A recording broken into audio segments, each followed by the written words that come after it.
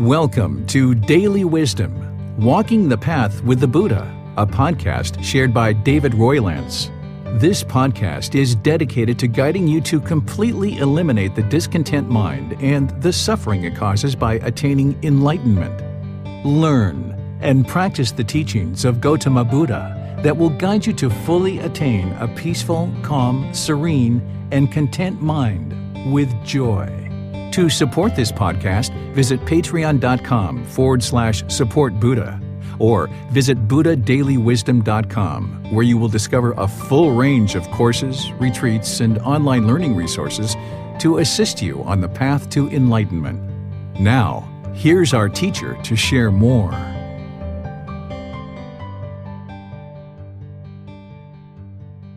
Sawadee Kap. Hello and welcome to Daily Wisdom, Walking the Path with the Buddha. Today is our last class in this retreat series titled Harmony in Relationships.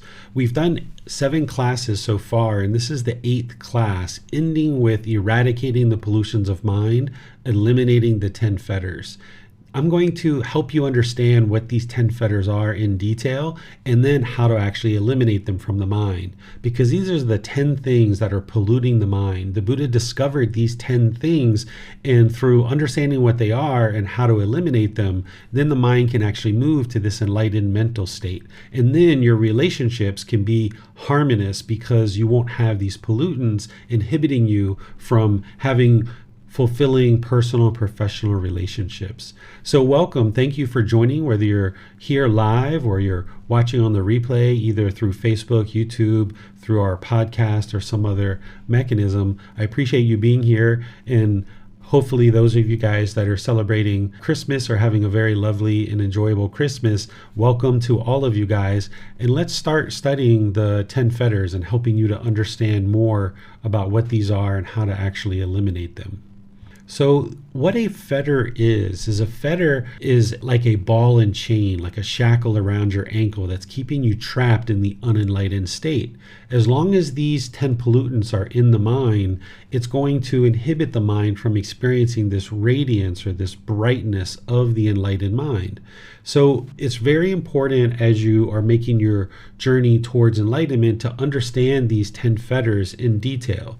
We call them fetters or taints or pollutions or defilements. This is what's plaguing the mind and causing it all kinds of struggles and difficulties in the world. As long as these 10 fetters are in the mind, then you're going to find that your personal and professional relationships are struggling, and they're going to continue to struggle until these get eradicated from the mind more and more, and the mind gets closer and closer to enlightenment.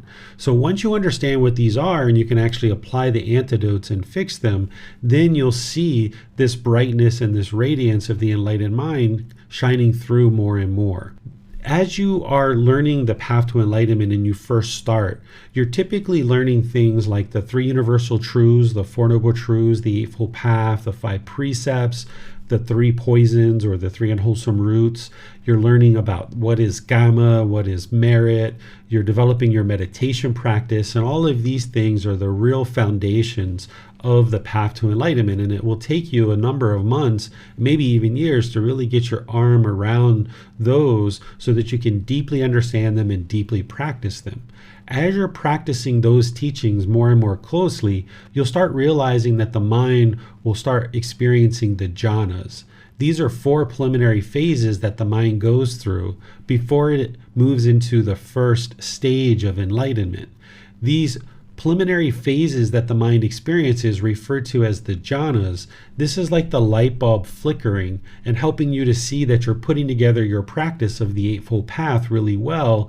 And this is the time to more closely look at the 10 fetters, understanding what they are and how to eliminate them. Even early in practice, you can still start to understand the 10 fetters, because some of them takes a really long time to actually work towards eliminating them. It's not something that you can learn today and eliminate them tomorrow. Instead, you gradually wear these away over time through your practice. The Eightfold Path and everything else that the Buddha teaches is guiding you towards the elimination of these 10 fetters. And as you're putting together the Eightfold Path and practicing that closer and closer, some of these fetters are actually being eliminated and starting to be worn away through the practice of the Eightfold Path. And that's why you start experiencing those jhanas. But as you're experiencing those jhanas and you start seeing these glimpses more and more of this peaceful, calm, serene, and content mind with joy that is enlightenment starting to shine through, this is the time to really focus in on the 10 fetters, understanding what they are and starting to work towards eliminating them.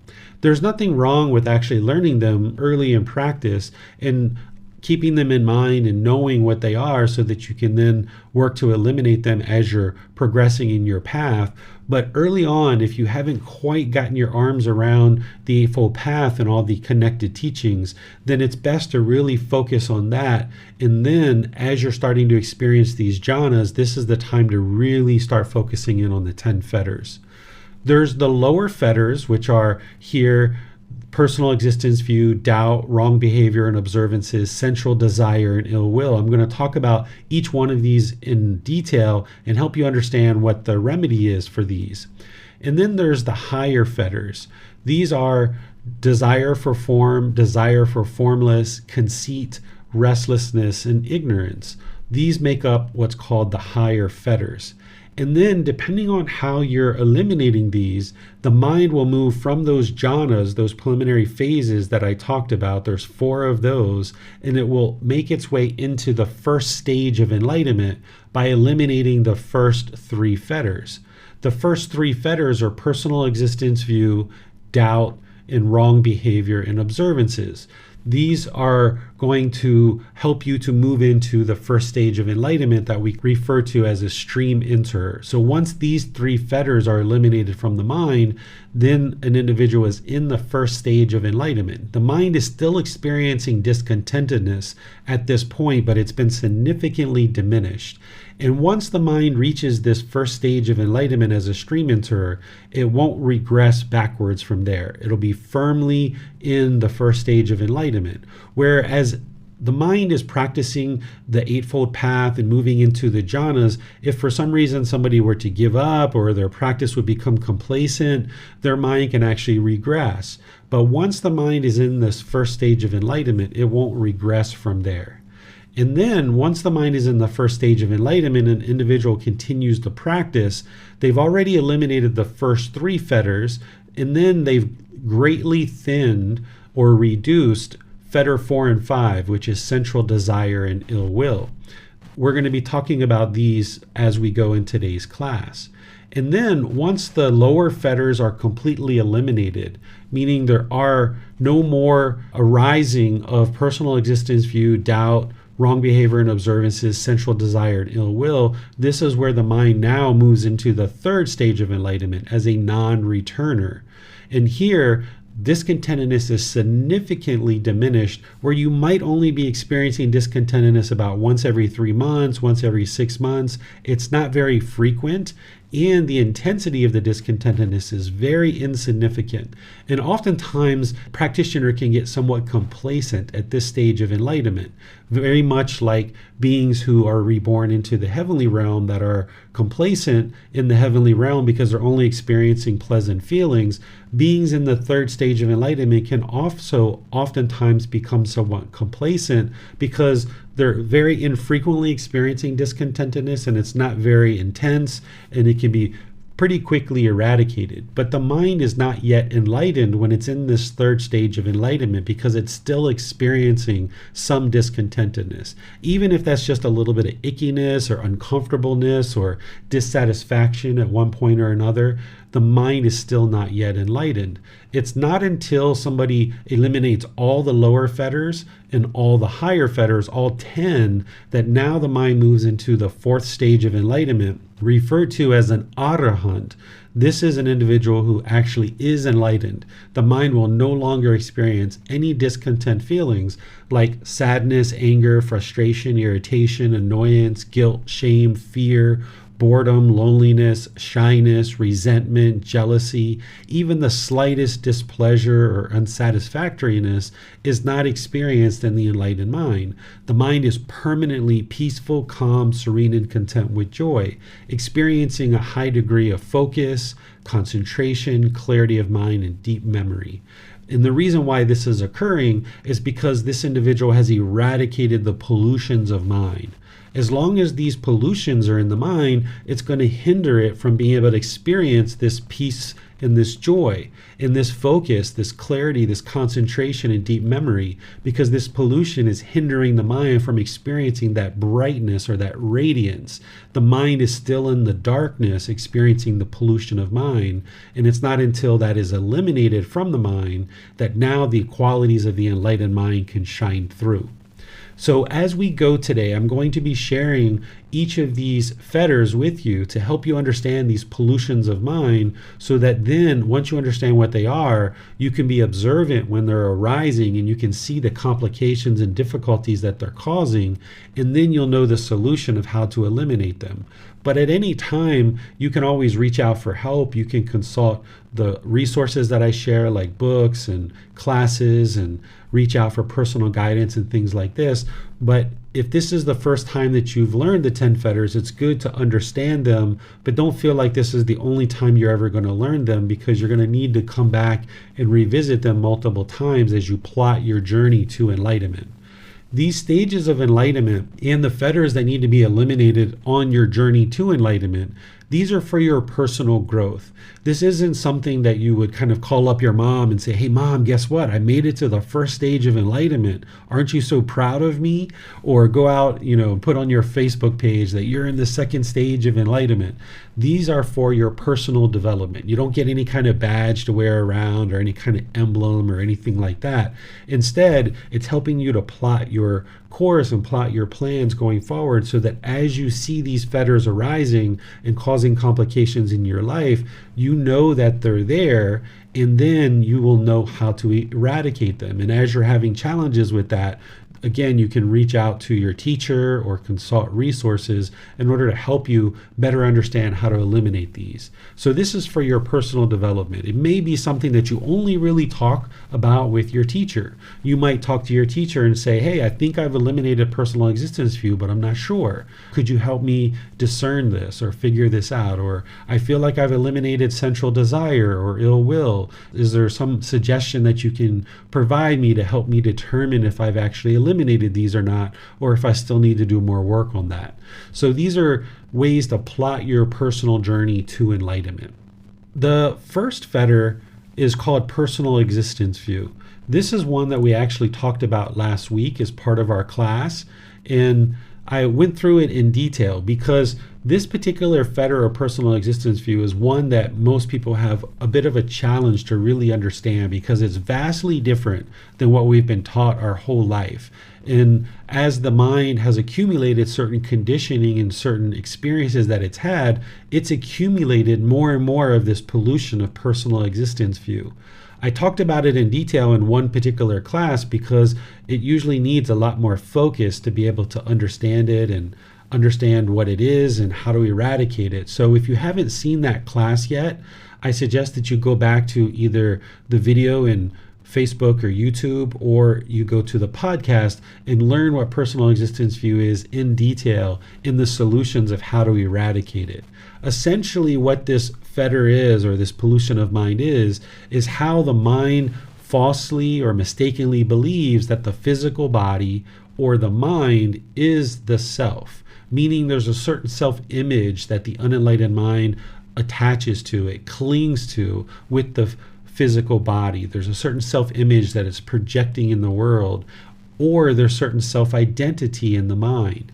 So as long as this self-image and self-identity is being clung to in the mind, thinking that this is who you are as a person, you're going to experience difficulties when you hear certain agreeable or disagreeable things, or you experience certain agreeable or disagreeable things about the physical body. So as you eradicate this pollution, you'll see that the mind will become more peaceful and more joyful, because no longer is it associating with this self-image and self-identity as being who you are. So I talked about this in detail last week and provided you the solutions of how to actually eradicate this from the mind. So you can reference that in the resources that I share on the YouTube channel and Facebook and on the podcast. So let's move into discussing the second fetter, which is doubt. This is having doubt about the teachings and the ability of them to lead you or guide you to the attainment of enlightenment. This is where the mind isn't sure. It's skeptical about what these teachings are and whether or not they can actually lead to enlightenment or not. Typically, somebody who's first coming into the path to enlightenment and studying the Buddhist teachings will have doubt.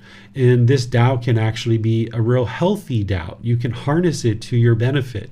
You can look at it like, okay, yes, I do doubt these teachings. I don't know whether they're true or not. I am skeptical whether this enlightened mental state really exists and whether it's possible to attain it. I'm skeptical perhaps whether the Buddha was actually alive and whether he existed and whether he truly got to enlightenment. I'm skeptical about my ability to attain enlightenment. You might be skeptical about all these things or having doubt.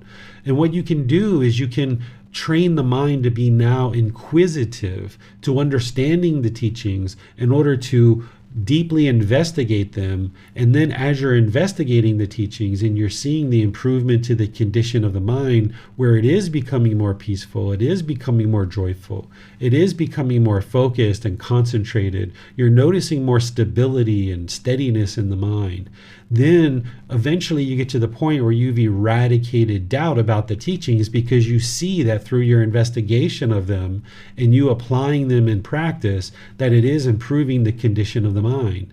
The way that you do this is not through belief. Belief won't actually lead to the elimination of doubt, and it won't lead to attainment of enlightenment. The way that you get to enlightenment is through cultivating wisdom and then applying that wisdom in daily life in order to eradicate the pollutions of the mind. The wisdom that you accumulate actually is working to eliminate one of the fetters. It's actually the 10th fetter. It's called ignorance, and we'll talk about that when we get to that one. But in order to eliminate this doubt about the teachings and the ability of them to attain enlightenment, you need to develop this confidence in the Buddha, the teachings, the community that you're part of, your teacher, and your own ability to attain enlightenment. The way that you gain this confidence is through investigating the teachings, through learning, reflecting, and practicing the teachings. When you're learning, this is the content that you're taking in through books or audiobooks, through classes, through meeting with your teacher, through videos and podcasts and things like this. This is your learning of the teachings. This is where you're investigating the teachings, you're examining them. Then you start reflecting on the teachings. And as you're reflecting on the teachings, you independently verify them. You're not believing what you've learned. Instead, you're independently verifying the three universal truths, the Four Noble Truths, the Eightfold Path, as the Buddha is explaining the teachings of the 5 precepts and all these other aspects of his teachings. You can independently verify that these teachings are actually true. And now, as you move those teachings into practice and you start practicing these, you will see the condition of the mind gradually improving, and the condition of your life, your relationships, personally and professionally, will become more fulfilling, and you'll become more at ease when you're in social situations, and when you're at home, you won't be lonely and missing people and bored, and you won't be shy and all these other discontent feelings that you once experienced, because you know what used to rise anger in the mind, or sadness, or misery, or despair, or some of these other discontent feelings. You know what that feels like. And as you get involved in investigating the teachings, independently verifying them to see that they're the truth, and then you're practicing them and implementing them to transform the condition of the mind, you'll see that those discontent feelings will gradually diminish and eventually get to the point where they're eliminated. So you'll know something that once would arise so much anger in your mind, Now the mind is completely peaceful in that situation. There's no more anger that arises. And this is how you ultimately eliminate doubt about the teachings. And you develop this confidence in the Buddha, because you see that he lived 2,500 years ago, and the teachings that he shared are directly applicable to your life today, and they're benefiting the mind. And you're seeing the improvement to the condition of the mind and the condition of your life. So here you'll gain this confidence of the Buddha, you'll gain this confidence in his teachings that have been preserved all these years. You'll gain this confidence in the community of practitioners that you're part of, because you see them encouraging you and helping you along the path. You'll gain this confidence in your teacher, the person who's actually been sharing resources with you and sharing teachings with you, and you've been seeking guidance in that person. You'll have more and more confidence in that teacher, that they're able to guide you to enlightenment. And maybe you'll even gain confidence that your teacher is actually enlightened. And then you'll gain confidence in your own ability to progress on this path and get to enlightenment, because you've seen significant progress along the path as you've been implementing the teachings more and more. So this is how you work to eliminate doubt, is through investigating and learning the teachings, independently verifying them through your reflection, and then practicing them as you're removing more and more pollution from the mind, and you see these glimpses and these qualities of enlightenment starting to shine through. Then you'll know you're headed in the right direction, and you'll ultimately get to a point where you have no doubt about the teachings whatsoever and their ability to lead you to enlightenment. You'll have nothing but confidence in the Buddha, the teachings, the community, your teacher, and your ability to attain enlightenment. But that doesn't come from blind belief or blind faith. It comes from doing the work. So let me pause here and see what questions you guys have. You can put this into Facebook, YouTube, or Zoom, or you can raise your hand in Zoom and ask any questions or follow-up questions directly if you like. Does not appear that there are any questions at this time, sir. Okay, what I'm going to be doing is very different than what I've done in other classes, which after each individual fetter, I'll be pausing for questions, because each of these fetters are so different from each other that in the past, in certain classes, I might teach, for 20, 30, 40 minutes before I open up for questions. But here, what I'm going to be doing is at the end of discussing each individual fetter, I'm going to be pausing for questions. So if you guys have questions on any of these individual fetters, be sure to ask those at the time that we're talking about that specific fetter, so that then when we move on to the next one and talk about something that's very different, then we can answer questions on that fetter as well. So now we'll move on to the third fetter, which is wrong behavior and observances. This is where the mind is unknowing in practicing this unwholesome moral conduct. It's the mind actually believing in rites, rituals, ceremonies, and worship, and that this is the way that one would attain enlightenment. So if the mind is practicing, for example, wrong speech or wrong action or wrong livelihood, this is the moral conduct section of the Eightfold Path. There, if somebody's being harsh or aggressive, or they're being hateful, or they're speaking at the wrong time, or they're lying, they're slandering, they're having frivolous speech, speaking idle chatter, just random chit chat, this is all talked about in the Eightfold Path under right speech, for example. An individual who has wrong behavior is going to be doing these types of things. And as part of right action, the Buddha talks about one who might be killing or stealing or having sexual misconduct. And then as part of right livelihood, the Buddha talks about these 5 trades that are causing harm, and that if we base our livelihood on these individual trades, then we're causing harm in the world, and now we're sustaining our life through harming other beings. So an individual who has wrong behavior is going to actually be doing these types of things. And then if they have wrong observances, they're going to think that rites, rituals, ceremonies, and worship is going to lead to some improvement and actually potentially lead to enlightenment or some other beneficial outcome. So what you're doing in order to eradicate this particular pollution is, in order to eliminate wrong behavior, an individual will need to have a well-developed practice of the Eightfold Path as part of the moral conduct section of the Eightfold Path, which is right speech, right action, and right livelihood. The Buddha speaks very clearly of what those things are. So if you look at the teachings that I've shared around the Eightfold Path on right speech, right action, right livelihood, an individual will need to purify their speech, actions, and livelihood in order to eliminate the pollution of wrong behavior. And this will help bring some more clarity to the mind, because with the moral conduct section, the Buddha is explaining to you the natural law of karma, of cause and effect and action and result, as he does throughout all of his teachings. So as you improve your moral conduct and the way that you're functioning in the world through your decisions, you're putting out less and less harm in the world. So less and less harm is coming back to you, and you'll be very clear on what that moral conduct is. And now, because you're putting less harm out into the world, less harm is coming back to you. So now your mind can gain a certain level of peacefulness and joy, because you're not having to deal with all the constant struggles and difficulties of problematic situations because of certain decisions that you've made. So it's a deep understanding and practice of the Eightfold Path that is eliminating wrong behavior. It's not just the wisdom or the intellectual learning of the Eightfold Path, but it's actually putting it into practice to where you are practicing right speech, right action, and right livelihood. And then the wrong observances part is the elimination that belief of rites, rituals, ceremonies, and worship will help you to attain enlightenment. So even in Buddhist tradition, there's a lot of different temples or teachers or various places that you can go where there are rites, rituals, ceremonies, and worship. There might be sprinkling of water, tying strings on your wrist, or pouring out water. There might be certain chants that are thought to invoke certain beneficial powers or mystical, magical, superstitious, and auspicious things.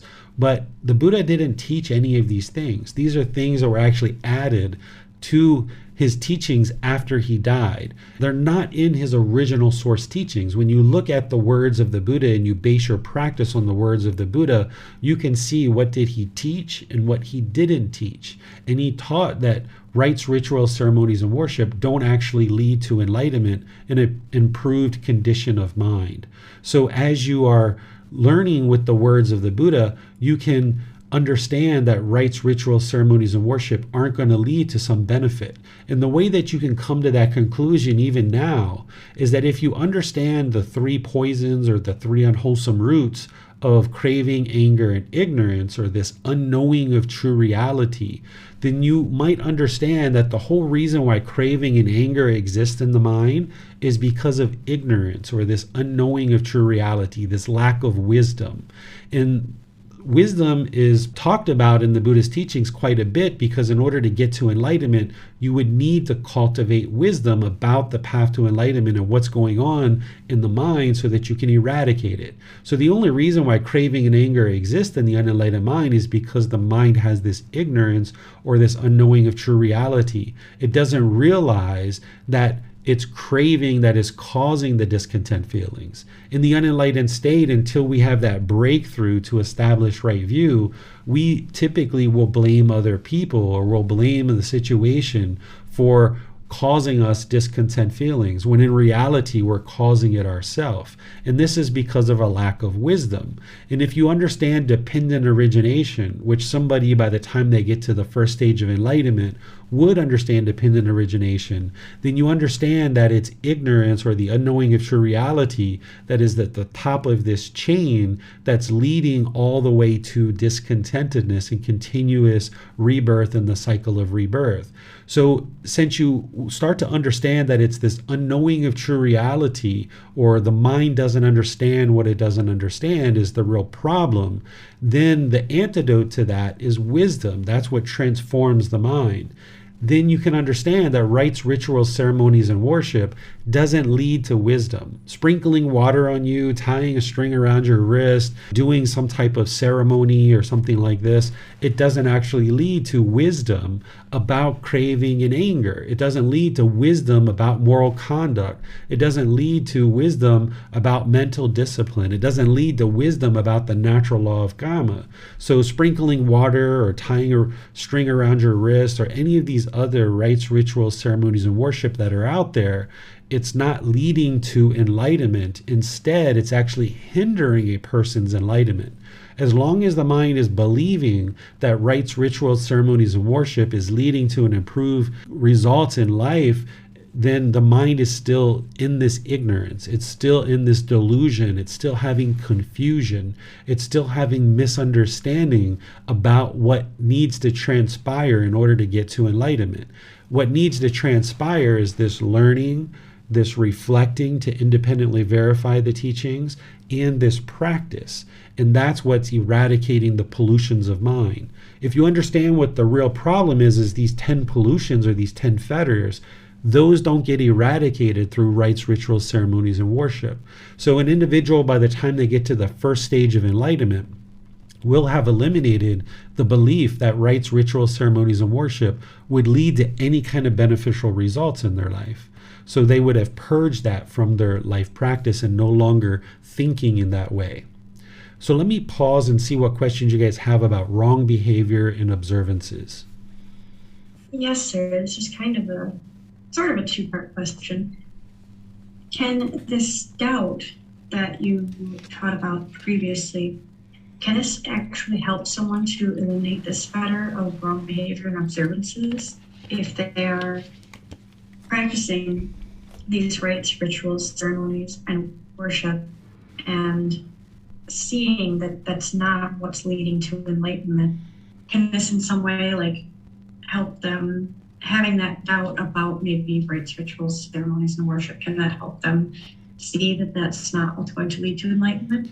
If somebody's in a community where there's rites, rituals, ceremonies, and worship happening, and they have doubt about that rite, ritual, ceremony, and worship, and it ultimately leads them to finding another community where they're not doing rites, rituals, ceremonies, and worship, and they're actually sharing the true teachings of the Buddha, then in that situation, having doubt about the wrong teachings that are being shared, yeah, that's helping them.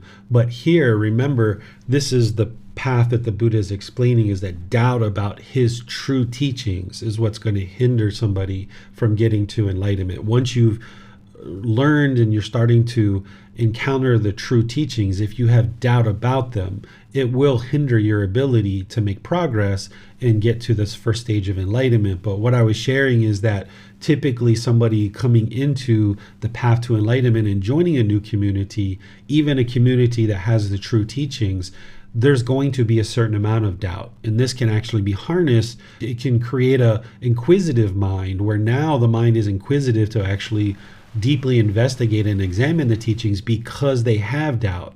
But if somebody has doubt and they turn away without having truly investigated what's going on, this is where it becomes an obstacle. In a situation where someone's in a community that is practicing rites, rituals, ceremonies, and worship, they have doubt about those, they investigate those, they do those rites, rituals, ceremonies, and worship for a period of time, and then they realize they're not working the way that these people are saying they're working. That's actually helping them. But the doubt that we're talking about here is about the true teachings that the Buddha shared during his lifetime. Okay, yes, I understand. Thank you, sir. Mm-hmm. It does not appear that there are any other questions at this time, sir. Okay, so let's look at the fourth fetter, because someone having eliminated the first three fetters would be in the first stage of enlightenment. But once somebody is starting to thin fetter 4 and 5, now the mind moves into the second stage of enlightenment. And once 4 and 5 are eliminated, the mind moves into the third stage of enlightenment, which is called non-returner. So let's talk about the fourth fetter, which is called sensual desire. This is where the mind has desire for pleasure through the 6 sense bases of the eyes, ears, nose, tongue, the body, and the mind. Typically, when you're taught about the senses, you're usually taught about, in science, the eyes, ears, nose, tongue, and body. But in the Buddhist teachings, the mind is a 6th sense. And we call these the 6 sense bases and this central desire because the mind is longing and yearning through these 6 senses for pleasure. It wants these pleasant feelings, and it thinks that if it gets this agreeable contact through the 6 sense bases, that it will get these pleasant feelings, and somehow that will be fulfilling and lasting. But then ultimately that ends up allowing the mind to then experience painful feelings. So as long as the mind is chasing this happiness, excitement, elation, thrill, euphoria through the 6 sense bases based on some condition, since that condition is impermanent, it now moves from those temporary pleasant feelings to now experiencing these painful feelings. And the mind's going up and down and up and down and up and down based on this central desire. So let me give you some examples. So the mind will have this desire through the eyes to have agreeable contact and see agreeable things. Maybe the mind wants to see handsome men or beautiful women or beautiful artwork or a beautiful car or a beautiful house or all these different things, beautiful clothing, beautiful food, right? It's longing through the eyes for this agreeable contact. And maybe it gets these happy feelings or excited feelings, but those are only temporary because it's basing its inner feelings on this agreeable contact through the eyes. And now it's only a matter of time, due to the universal truth of impermanence, that it now experiences through the eyes some disagreeable contact. Maybe where you once had happy feelings because you bought this brand new car and this shiny sports car, and there's these happy feelings because of seeing this brand new red shiny sports car. Now when you come out of the store and you see this scratch on the car, now the mind, having craved those pleasant feelings by seeing the shiny sports car, now it has this contact through the eyes, which is disagreeable, which is the scratch across the car. And now the mind experiences these painful feelings. Because it based its inner feelings on agreeable contact through the eyes, and it was experiencing those pleasant feelings, they were only temporary because it's only a matter of time before some disagreeable contact comes through the eyes. And this is the same thing through the ears and each one of these other sense bases. You might have certain pleasurable music that you listen to and you really enjoy that music. And when you hear it, you get so excited. But then it's only a matter of time before someone pulls up to you in a car that has music that is disagreeable to you. Or you're at home and somebody in the next apartment or the next condo or the next house, or somebody drives by your house with music playing that you don't like, and this is disagreeable to the mind. And now the mind gets these painful feelings like anger or sadness or frustration.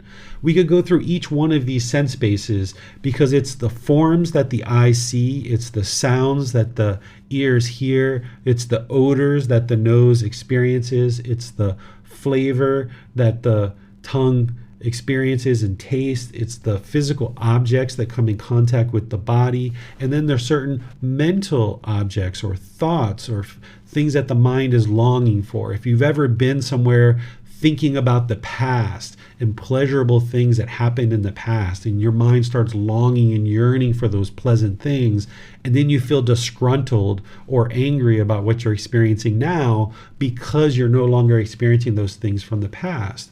Or the mind might be longing and yearning for something in the future, and it's wanting these pleasant feelings out of something in the future.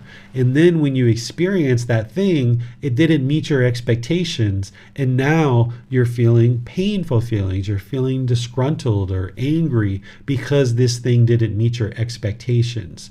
This is how central desire puts the mind in this condition where it's longing through these sense bases for agreeable contact through the eyes, ears, nose, tongue, body, and mind. And if it gets that, it gets pleasant feelings. And if it doesn't get that, then it gets painful feelings. This is the mind craving permanence, wanting the objects of its affection and chasing after the objects of its affection. So you need to train the mind to no longer do this, because even when the mind's enlightened, you're still going to be taking in certain content through the sense bases. But as long as there's craving in there, as long as there's this central desire, then there's going to be certain agreeable contact and disagreeable contact, and the mind's going to go up and down and up and down. So you're trying to gain this control or this discipline of the mind where you can train it to no longer do this.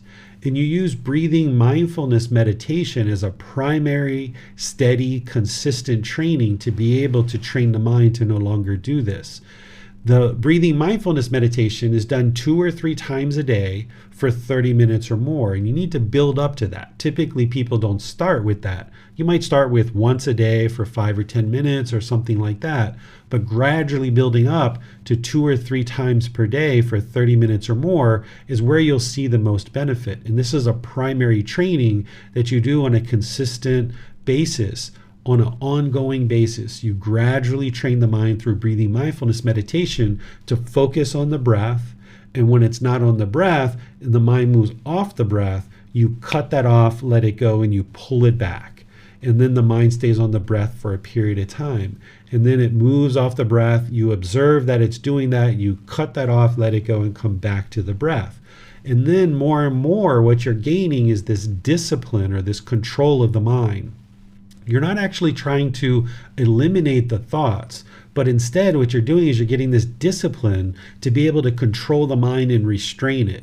So that now in daily life, with mindfulness or awareness of mind, as you observe the mind having craving, where it's longing through the sense bases for pleasant feelings, now you can restrain the mind, you can pull it back, you can cut off and let go of that craving rather than allow it to chase after the objects of its affection. So where in the past, when you might be in the mall, you might be walking in the mall and you see a certain object, maybe a new pair of shoes or a new purse or some new clothes or some new technical gadget that the mind wants, it's craving, it's longing. You might be longing for that thing, and where you see the mind longing and yearning for it, you can then cut that off, let it go, and come back and restrain the mind.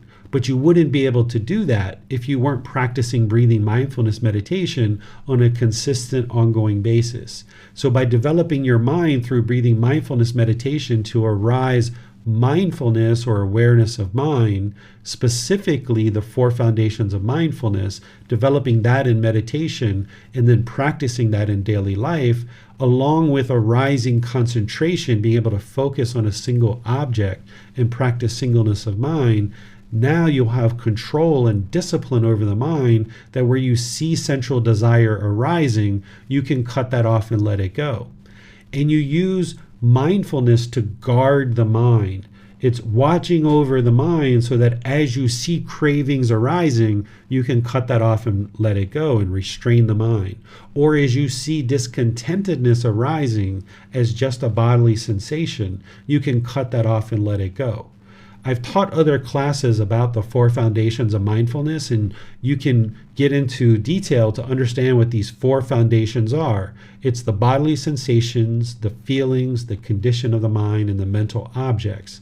And when you learn what these 4 foundations of mindfulness are, and you're aware of all 4 of them, now you can gain real close discipline, real close control over the mind, so that now when you observe craving arising, you can cut it off and let it go until you get to the point where you've done this so many times that there's no longer craving or desire in the mind. You can get to the point where this mental longing and strong eagerness has been eliminated from the mind, and there's no more arising of discontentedness in the mind because you've eliminated central desire. The mind is no longer longing through these sense bases for agreeable contact. Instead of looking at it as agreeable and disagreeable contact, by the time you get to enlightenment, it'll just be contact. So it'll just be a form that you see. It'll just be sound. It'll just be an odor. It'll just be a flavor that you taste. It'll just be some physical object in the body that's touching the body. And it'll be just some thought in the mind rather than agreeable or disagreeable. So where in the past, if you walk down the street and somebody bumped into you, you might have gotten angry or hostile or aggressive, where now you'll just look at that as an impermanent situation. It's not agreeable or disagreeable. It's just physical contact. And of course, you just continue walking. No big deal. Where before, with that personal existence view, you might have thought somebody was disrespecting you. Maybe you're ready to fight, or you give a ugly face for somebody bumping into you, where as the mind lets go of personal existence view and central desire, you just look at it as an impermanent situation and you just move on with your day. Or If you have other situations where maybe in the past somebody would walk by with an amazing smelling cologne or perfume and be like, oh my goodness, that smells so great. I just want to be with that person. They excite the senses, they excite the mind. Where then when you walk past a foul odor like a sewer or something like this, you might have gotten very disgruntled and your face became very disgruntled or angry because of this smell. But more and more, as you eliminate sensual desire, you'll know that these things are all impermanent and the mind won't chase after them and want these agreeable contacts, and it won't be repulsed by disagreeable contact. The agreeable and disagreeable no longer exist in the enlightened mind because their craving of wanting one thing and not wanting something else has been eliminated. Instead, the mind just sees everything that it's experiencing as an impermanent situation. In breathing mindfulness meditation, developing mindfulness, the 4 foundations of mindfulness, and cutting off and letting go in the moment during daily life is what's going to help eliminate these cravings, desires, attachments. Along with generosity. Generosity is the giving and sharing of more than is strictly required in any situation. Giving your time, effort, energy, and resources. This is sharing things, because a mind with sensual desire tends to become very selfish. It holds on to things, wanting to hold on to things permanently. When you acquire certain things that you agree with and that you want, the mind might tend to hold on to these things. So by giving and sharing and practicing generosity, this allows the mind to be trained to let go and no longer hold on to things and wanting them to be permanent. Instead, through this regular giving and sharing of your time, effort, energy, and resources, the mind gradually is trained to let go along with the meditation. These are gradual trainings that the mind does. You can't just give and share once and then the mind is going to magically have eliminated craving, desire, attachment, and this sensual desire. Instead, it's consistent, ongoing training throughout your day and throughout your weeks, throughout your months and years, where you're gradually practicing generosity, you're gradually practicing meditation, and the mind is trained to let go and no longer long and yearn through these sense bases for pleasant feelings. So therefore, it won't experience painful feelings either. You'll see this gradual diminishing of discontentedness as your mind is gradually being trained to let go of craving, desire, attachment, or this sensual desire. So let me see if there's questions on this particular fetter before we move on to the next one. Yes, sir. Craving for comfort of the physical body. I can only think that this does count as sensual desire. And how do we eliminate this? Yeah, so if somebody's craving for permanent comfort of the body, this is because the mind has sensual desire and it's not understanding the universal truth of impermanence, that it's not possible for this physical body to be permanently comfortable. But that doesn't mean you don't try to do things that would create comfort in the body, but you realize that it's not always going to be comforted. So when there's craving and yearning and wanting this physical body to be permanently comfortable, then when it's not comfortable, that's when it becomes sad or angered or frustrated or irritated. So then also on the other side, if you weren't attending to the physical body at all and you were putting it in situations where it's regularly experiencing pain and you're maybe damaging the physical body, like your knee or your hip or your ankles or things like this, or your back, this wouldn't be wise either, because now there's going to be long-term pain in the body. So instead, you find this middle way, and you're able to do that more and more readily with the things that I've suggested here, which is breathing mindfulness, meditation, generosity, watching over the mind with mindfulness, and cutting off and letting go anytime the mind is longing and yearning for something. Is you find this middle way where maybe you buy something for the body that feels comfortable, like a fabric, and that's a nice shirt, and wow, it feels good, nice. But you know that that shirt is impermanent, and you know that this comfort that it's experiencing is impermanent. Or you might buy a meditation cushion in order to make meditation more comfortable, but you know that that's impermanent. You're not always going to be able to use that meditation cushion. Other things like this. So what you do is you try to attend to the physical body and provided things that is going to be comfortable, all the while understanding impermanence, that it's not possible for the body to be permanently comfortable. And wherever you see that there's a craving that arises in the mind for permanent comfort, you cut that off and let it go, helping the mind to realize that it can't be permanently comfortable. And you bring it back to the middle way and realize, yeah, sometimes it's going to be uncomfortable. So let me give you an example. So, I ride a motorbike here in Chiang Mai, and this is a really easy way to get around because you can go through traffic, you can go between cars, it's easy to park in front of stores, it doesn't require much expense. So I tend to ride the motorbike around. And depending on the length of the journey, your butt can be hurting a little bit as you're traveling. But as you're traveling, in your mind, like, okay, this is impermanent. Yeah, sure, the butt hurts a little bit, but it's not going to be hurting permanently. And maybe when I get to a stoplight, I might shift a little bit to try to make it more comfortable, or I might stand up with my 2 feet.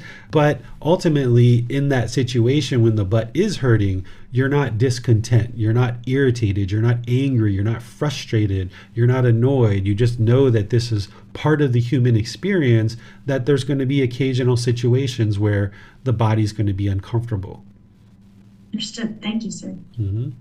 It does not appear there are any other questions at this time. Okay, so let's go to the 5th fetter, which is ill will. And remember, with this 5th fetter, the person who's in the 2nd stage of enlightenment as a once returner will have thinned this. A person who's in the 3rd stage of enlightenment as a non-returner will have eliminated this fetter. What this fetter is called is ill will. This is the anger, hatred, ill will. This is the hostility, the aggression, the resentment, the frustration, irritation, the annoyance, the bitterness, even the slightest little dislike. This is coming from this particular fetter. There's the extremes of this, which is the anger, the hatred, the aggression, the bitterness. But then there's lesser versions of this. As it's diminishing more and more and more, there's that slight dislike where you just don't like that person, right? And the mind's just a little bit irritated or annoyed in certain situations. So you might not say you hate somebody, right? You might not feel like you're hostile or aggressive or bitter towards anybody. Maybe at other times in your life when you weren't on this path and you weren't training the mind, maybe you would say that that was what you experienced. But maybe now there's just this little bit of dislike or this little annoyance. It's still coming from this same fetter or the same pollution or the same defilement. And this is going to hinder you from having harmonious relationships. It's going to be very challenging to have harmonious personal and professional relationships as long as this fetter of ill will is in the mind to any degree. Of course, the extreme, it's going to be very hard to be able to have rewarding and fulfilling relationships. But even at the very minimal amount of this in there, it's still going to be very challenging because there's going to be certain people that you don't associate well with because there's that dislike in the mind. So you would like to uproot this ill will. You would like to eliminate it. The Buddha describes all these fetters as obliterating them, destroying them. Essentially what you're doing is uprooting these fetters out of the mind, and now you're bringing in the wholesome qualities that are going to replace that. So the opposite of ill will is loving kindness. Loving kindness is this genuine interest in seeing all beings be well, that you have this genuine interest in seeing them be well, be peaceful. It's active goodwill towards all beings. And that's what will replace this anger, hatred, ill will, the hostility, the bitterness, and the aggression. And the way that you do this is through practicing loving kindness meditation. In those 2 to 3 meditation sessions per day, at least one of them should be loving kindness meditation. As long as you have this fetter of ill will, even that slight little dislike in the mind, you should still be doing loving kindness meditation so you can obliterate ill will at the stump. You can uproot it and get it out of there. So you're practicing this loving kindness meditation where what I've taught is doing these affirmations on the out breath. May I be peaceful. May I be safe. May I be well. May I be free of all discontentedness and the suffering it causes. And then you expand these rings where you include people that you currently have loving kindness for and people who you don't have loving kindness for, that you customize this meditation so that you can essentially rewire the mind. Where before, maybe you thought negatively and you had dislike or ill will towards certain people. But now through training the mind in this loving kindness meditation, you're rewiring the mind in order to now have nothing but goodwill, this active goodwill, this genuine interest in seeing these beings be well, where you're saying, may mom be peaceful, may mom be safe, may mom be well, may mom be free of discontentedness in the suffering it causes, or your life partner, or your children, your neighbors, your co-workers, people you haven't even met yet. There's different examples that I give as I teach about how you can structure this meditation. And in the book series that I share, if you look in volume 1, chapter 11, you'll see how to do loving kindness meditation there. So on a regular, consistent basis, you're using loving kindness meditation to rewire the mind and have these positive thoughts towards all beings. And now when you go out into the world, you can practice loving kindness in your daily life through your intentions, your speech, and your actions, where you can be polite, kind, friendly, and respectful to all beings. When you have ill will in the mind, you're going to find it challenging to be polite, kind, friendly, and respectful to all beings. But as you get rid of this more and more and more by practicing loving kindness meditation, now you can arise this loving kindness in the mind more and more and more, where it's now permeating in the mind. And now through your intention, speech, and actions on a daily basis, you can be polite, kind, friendly, and respectful. So in the past, where you might have put out this hostility and this bitterness, this aggression, this resentment or frustration through your intention, speech, and actions, and that was then what was coming back to you through all the relationships that you were in. Now, by putting out more and more polite, kind, friendly, and respectfulness in your intention, speech, and actions, that is what will come back to you. And it's going to take time for you to gradually transform your mind, and it's going to take time for you to gradually transform your relationships. Because if you're in certain relationships now where you have been hostile or aggressive or bitter or resentful, those people have gotten used to you functioning that way. So now, even though you're working to be polite, kind, friendly, and respectful, you still have the results of your previous decisions that are going to end up coming back to you. These people are going to continue to treat you in the way that you treated them in the past. So there's going to be some relationships on this path to enlightenment that you choose to end and you choose to move on from, and you choose to no longer associate with that person because perhaps it's a relationship that you realize that it's going to be too difficult for you to resolve and it's best for you to just move on.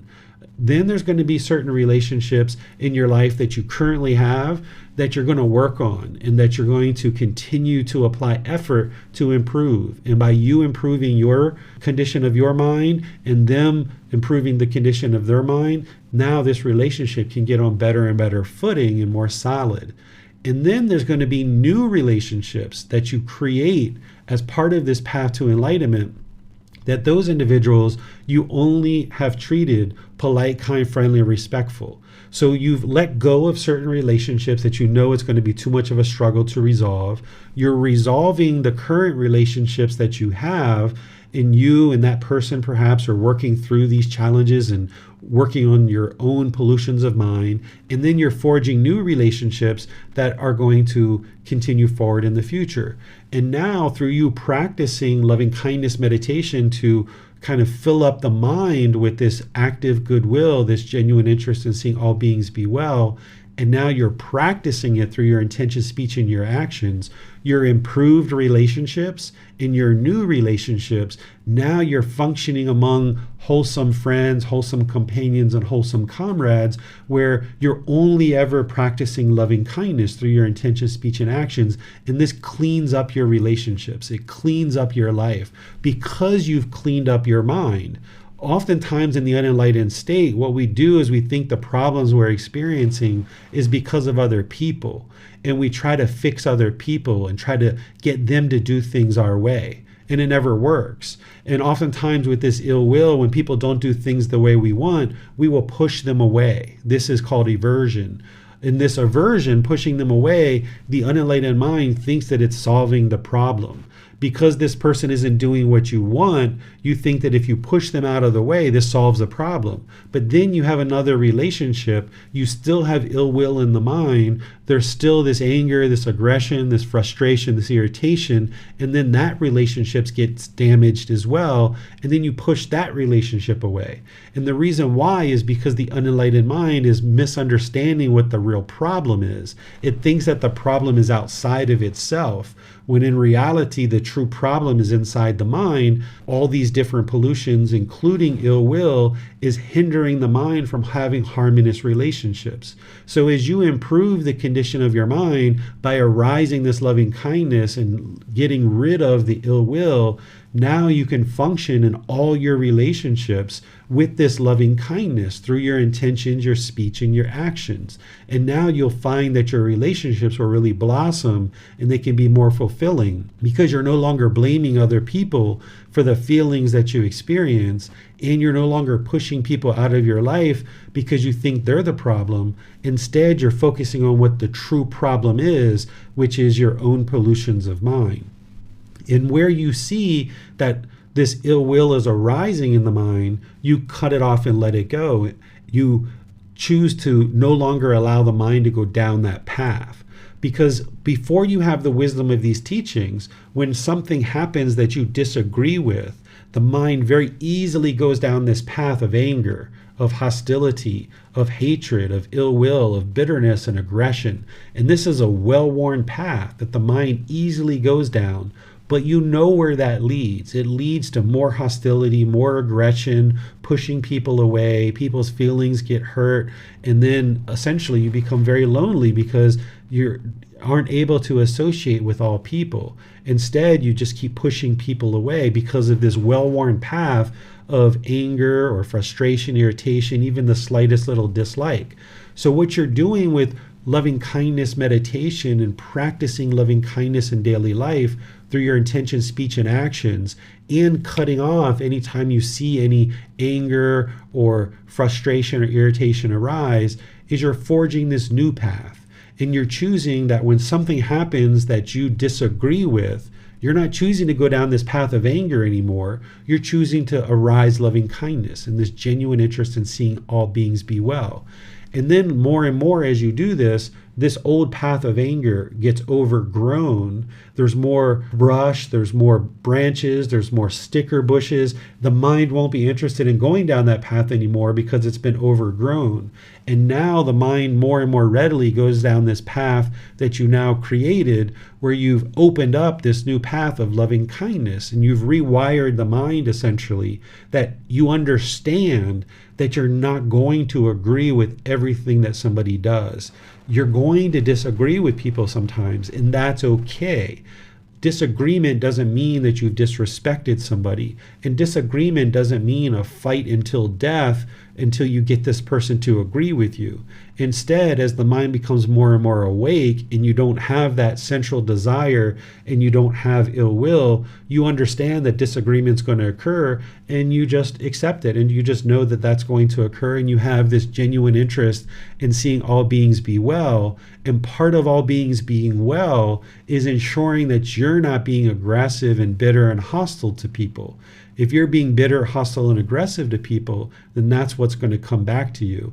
And this is going to need to be essentially uprooted out of the mind or obliterated at the stump. Another way to think about this is this wild bush of ill will growing in the mind, and you need to trim it back and trim it back and trim it back all the way until you get to the stump. And then you need to uproot this ill will out of the mind so that it no longer grows back again. And that's how you get to this permanent state of peacefulness and joy, where you've uprooted these fetters and it's no longer going to grow back again because you've uprooted it out of the mind. It's no longer subject to future arising. So here with ill will, loving kindness is very, very important to practice as part of your meditation. practicing that in daily life through your intention, speech, and actions. And then anytime you see ill will or even the slightest little bit of dislike arise in the mind, cut that off and let it go. As you have awareness of the bodily sensations, you'll be able to catch that sooner and sooner, where it won't become a feeling in the mind. So you're going to need to understand the 4 foundations of mindfulness as part of the Eightfold Path in order to fully eradicate ill will. And that's why the Eightfold Path is a foundational teaching that you need to fully understand and be practicing in order to get to this point where the mind is uprooted ill will. You wouldn't be able to uproot ill will if you don't have those foundational teachings of the Eightfold Path. So what questions do you guys have on this fetter? Yes, sir. On YouTube, Pepiko asks, how to know if we have permanently eliminated a fetter? The way that you know is that you won't see discontentedness arising associated with that fetter. So each individual fetter, if you understand what they are and what type of discontentedness is going to arise because of it, then you'll know when you've actually uprooted it.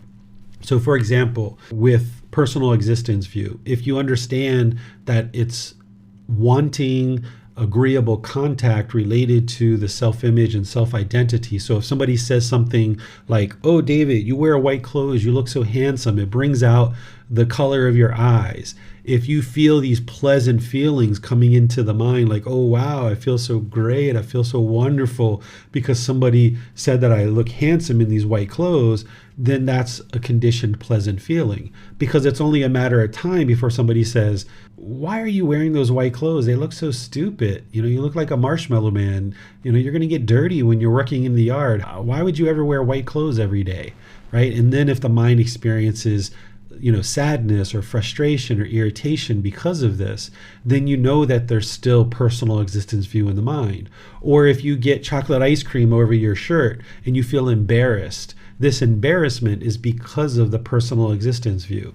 So when you start understanding what each individual fetter is arising in terms of discontentedness, then you'll know that has been eliminated when that discontentedness no longer exists.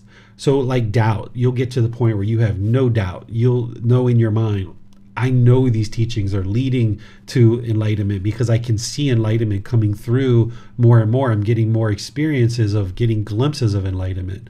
With wrong behavior, you can look very clearly at the Eightfold Path, exactly what the Buddha teaches around moral conduct, and you'll know you're not practicing those anymore. And with wrong observances, you'll know that you're not doing any rites, rituals, ceremonies, or worship, and your mind knows clearly that these don't lead to enlightenment. With sensual desire, you'll see that the mind won't be longing and yearning with craving through the sense spaces any longer, that it can be peaceful and joyful. It can be content with satisfying its needs rather than chasing its wants.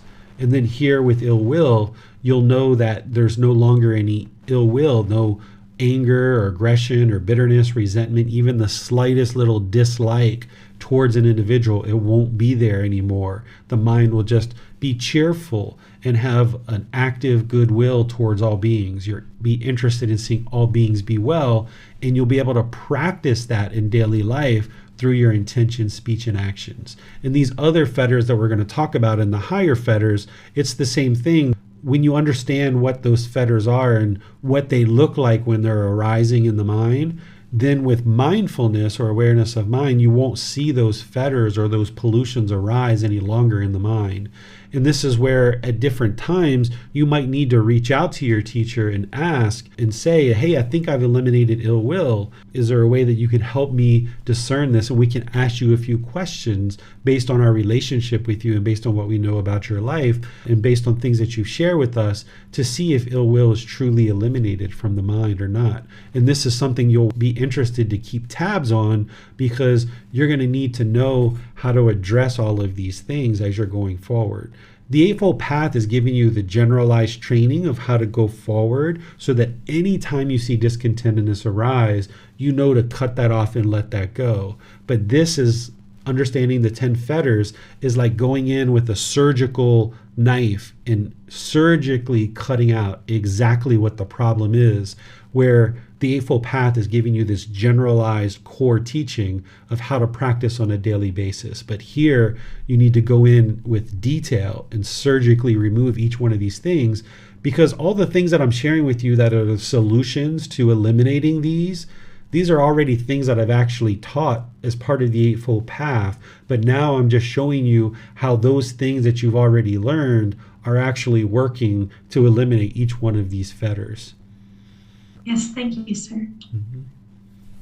Also, what about irritation or annoyance toward a situation, not a living being, not a person or any other type of living being?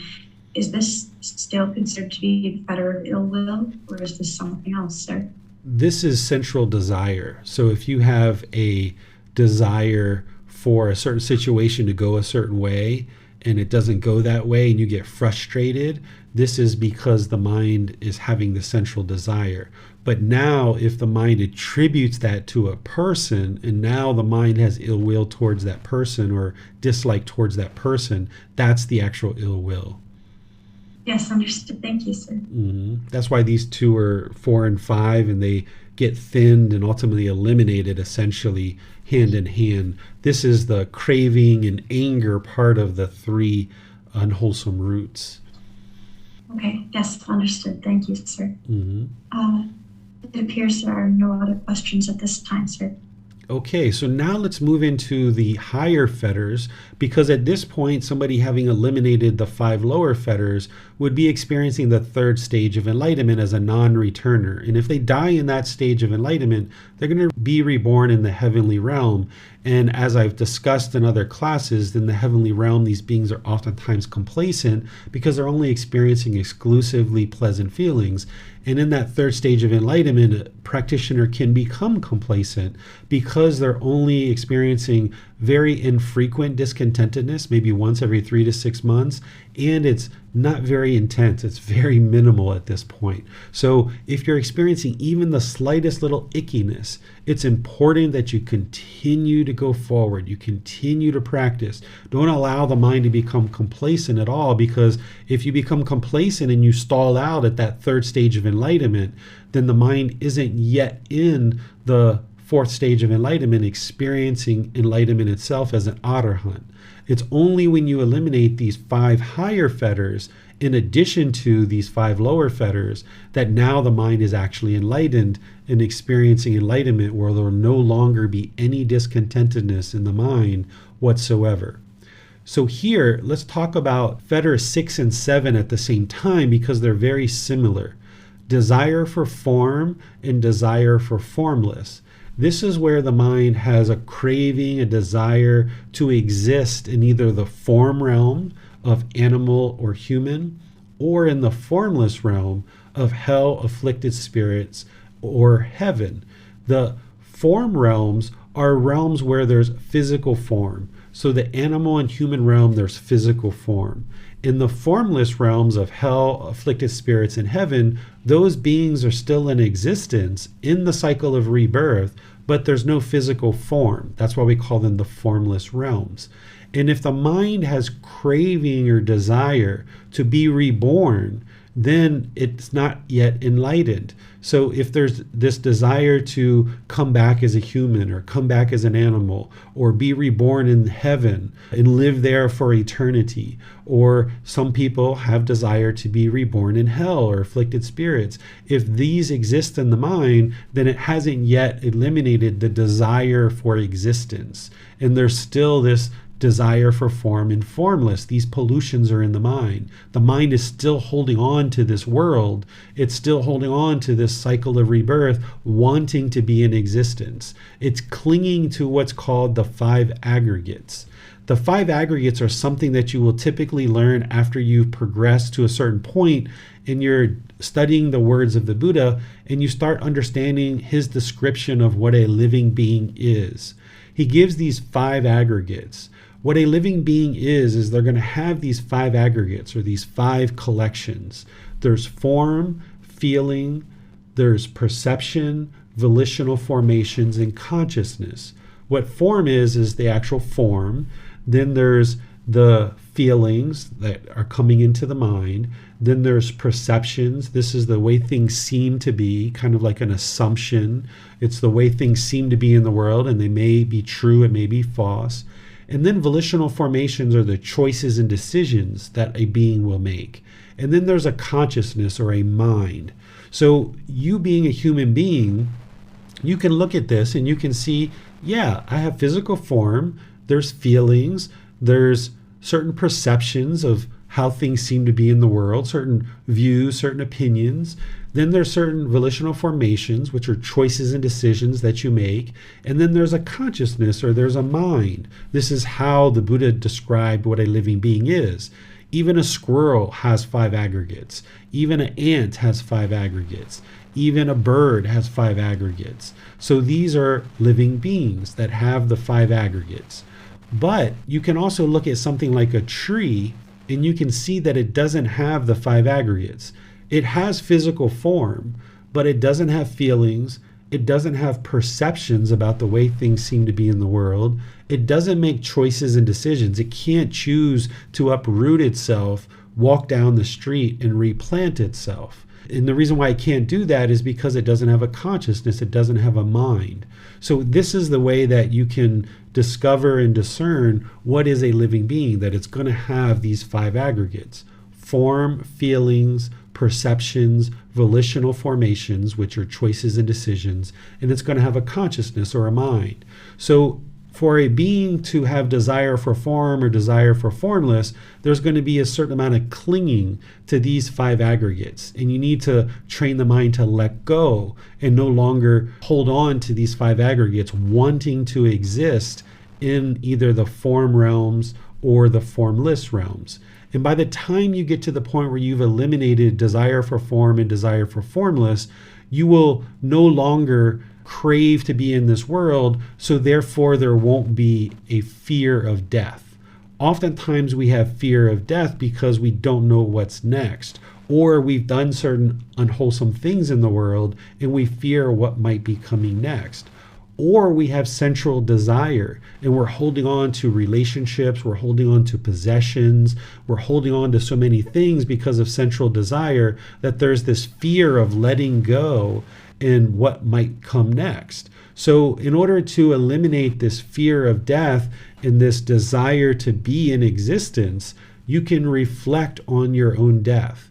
What this is you can sit somewhere quietly, you can close your eyes, and you can convince the mind that you've actually died, that this being who you are now has died, and that perhaps a police officer or a nurse or a doctor or somebody has informed your family, and now you're like a fly on the wall observing what's happening from there. There's going to be a funeral, perhaps, certain events that are happening because of your death, and you can kind of observe that and kind of convince your mind that this being has died, and now come to confront the impermanence of your own life, because you can't escape death.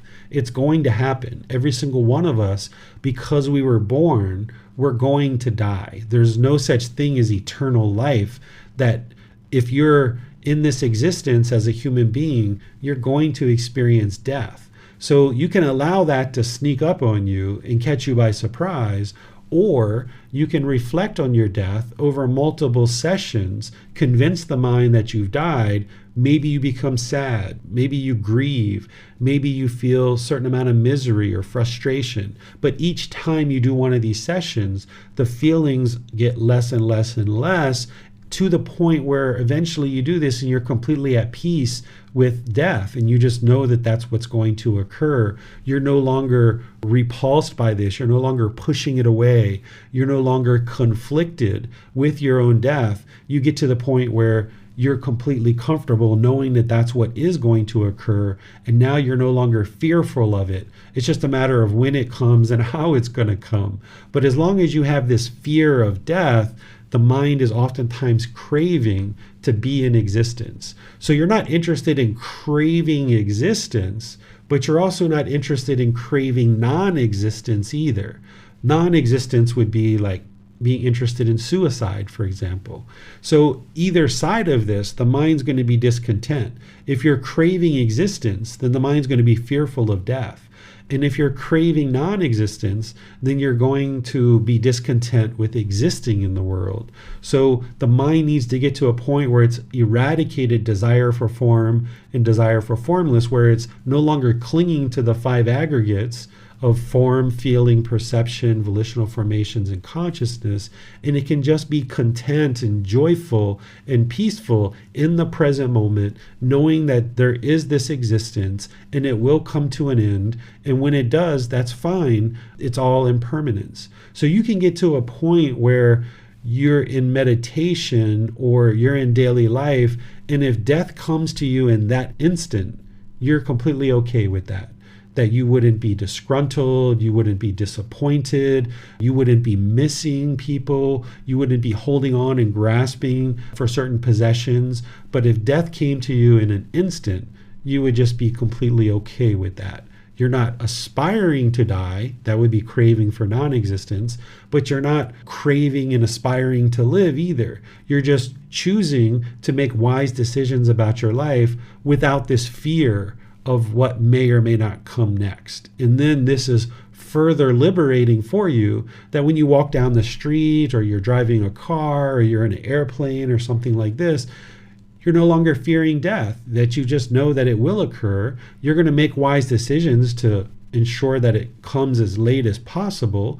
You're going to make wise decisions about your health and who you associate with, places that you go, what kind of safety equipment you wear in any particular situation. You'll make those wise decisions to ensure your death is as far down the road as possible, but you won't fear death. You'll just know that it's part of this human experience, and now you can be peaceful and joyful in the present moment, no longer fearing things that are happening around you or what's going on in the world.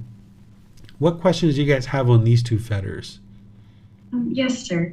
I have a few questions, actually. One of them I can't really seem to comprehend. What are some reasons that someone might want to be reborn in the hell realm? Just because that doesn't seem like something that anyone would aspire to. Yeah, there's certain people who are into worship of Satan and satanic worshiping and things like this, and they have a desire to be reborn in the hell realm. So those individuals might have that craving, and in order to get to enlightenment, they would need to be able to let that go. Okay. All right. I think I understand that now, sir. Thank you. Mm-hmm. And then also, the five aggregates with afflicted spirits, do afflicted spirits have form, or is it just their own perception that they have physical form that's kind of counting as this physical form? Yeah, so in the hell afflicted spirits in heavenly realm, they don't have physical form, so they're not what we would call a living being. They are in existence, but they're not a living being. So like, we can't kill an afflicted spirit, we can't kill a heavenly being, we can't kill a being in hell. These beings don't have any physical form, so they can't be killed. So when the Buddha describes a living being, he talks about one that has the five aggregates, which is in the animal realm and human realm, and this relates to the first precept where he talks about living compassionately for all living beings. We need to have compassion for all beings, and the Buddha talks about this as well. But specifically, that particular precept of not killing any living beings, he's referring to animals and humans, because we can't actually kill a hell-afflicted spirit or heavenly being because they don't have physical form. So they are in existence, but they're not considered to be a living being as having the five aggregates. Okay, thank you, sir. Mm-hmm. And then you spoke about how we can train the mind to not fear death and not cling to existence. Is there a way that we can train the mind to not cling to the five aggregates themselves? To not cling to the five aggregates themselves? Yes, sir. Yeah, this is how you do it, by reflecting on your own death and realizing that these five aggregates are impermanent, and you confront it through reflecting on your own death. And as you do that each time, the mind might become discontent. And that actually shows you that what you're doing is actually working. Sometimes when people feel those uncomfortable feelings, they might shy away from an activity like this and think that they're either doing it wrong or they might be uncomfortable with it, so they don't want to do it again. But the thing is that they're going to confront their death at some point because they have to die. This activity of reflecting on your death is confronting death on your terms, rather than allowing death to sneak up on us. And then we have to deal with it when death decides it's time to deal with it, essentially. Instead, we can deal with it on our terms, that when our mind's in a certain space, we know that we don't have to work for a few days or something, or we're not going to be maybe seeing somebody for a few hours or a day or two. We can confront our own death through reflecting on it, and this will train the mind to let go of these 5 aggregates and no longer hold on to them, craving for them to be permanent. Yes, thank you, sir. Mm-hmm. And then also on YouTube, Epiko asks, I think this is kind of for personal existence view and this fetter, desire for form and desire for formlessness. If there is no self, then what is reborn?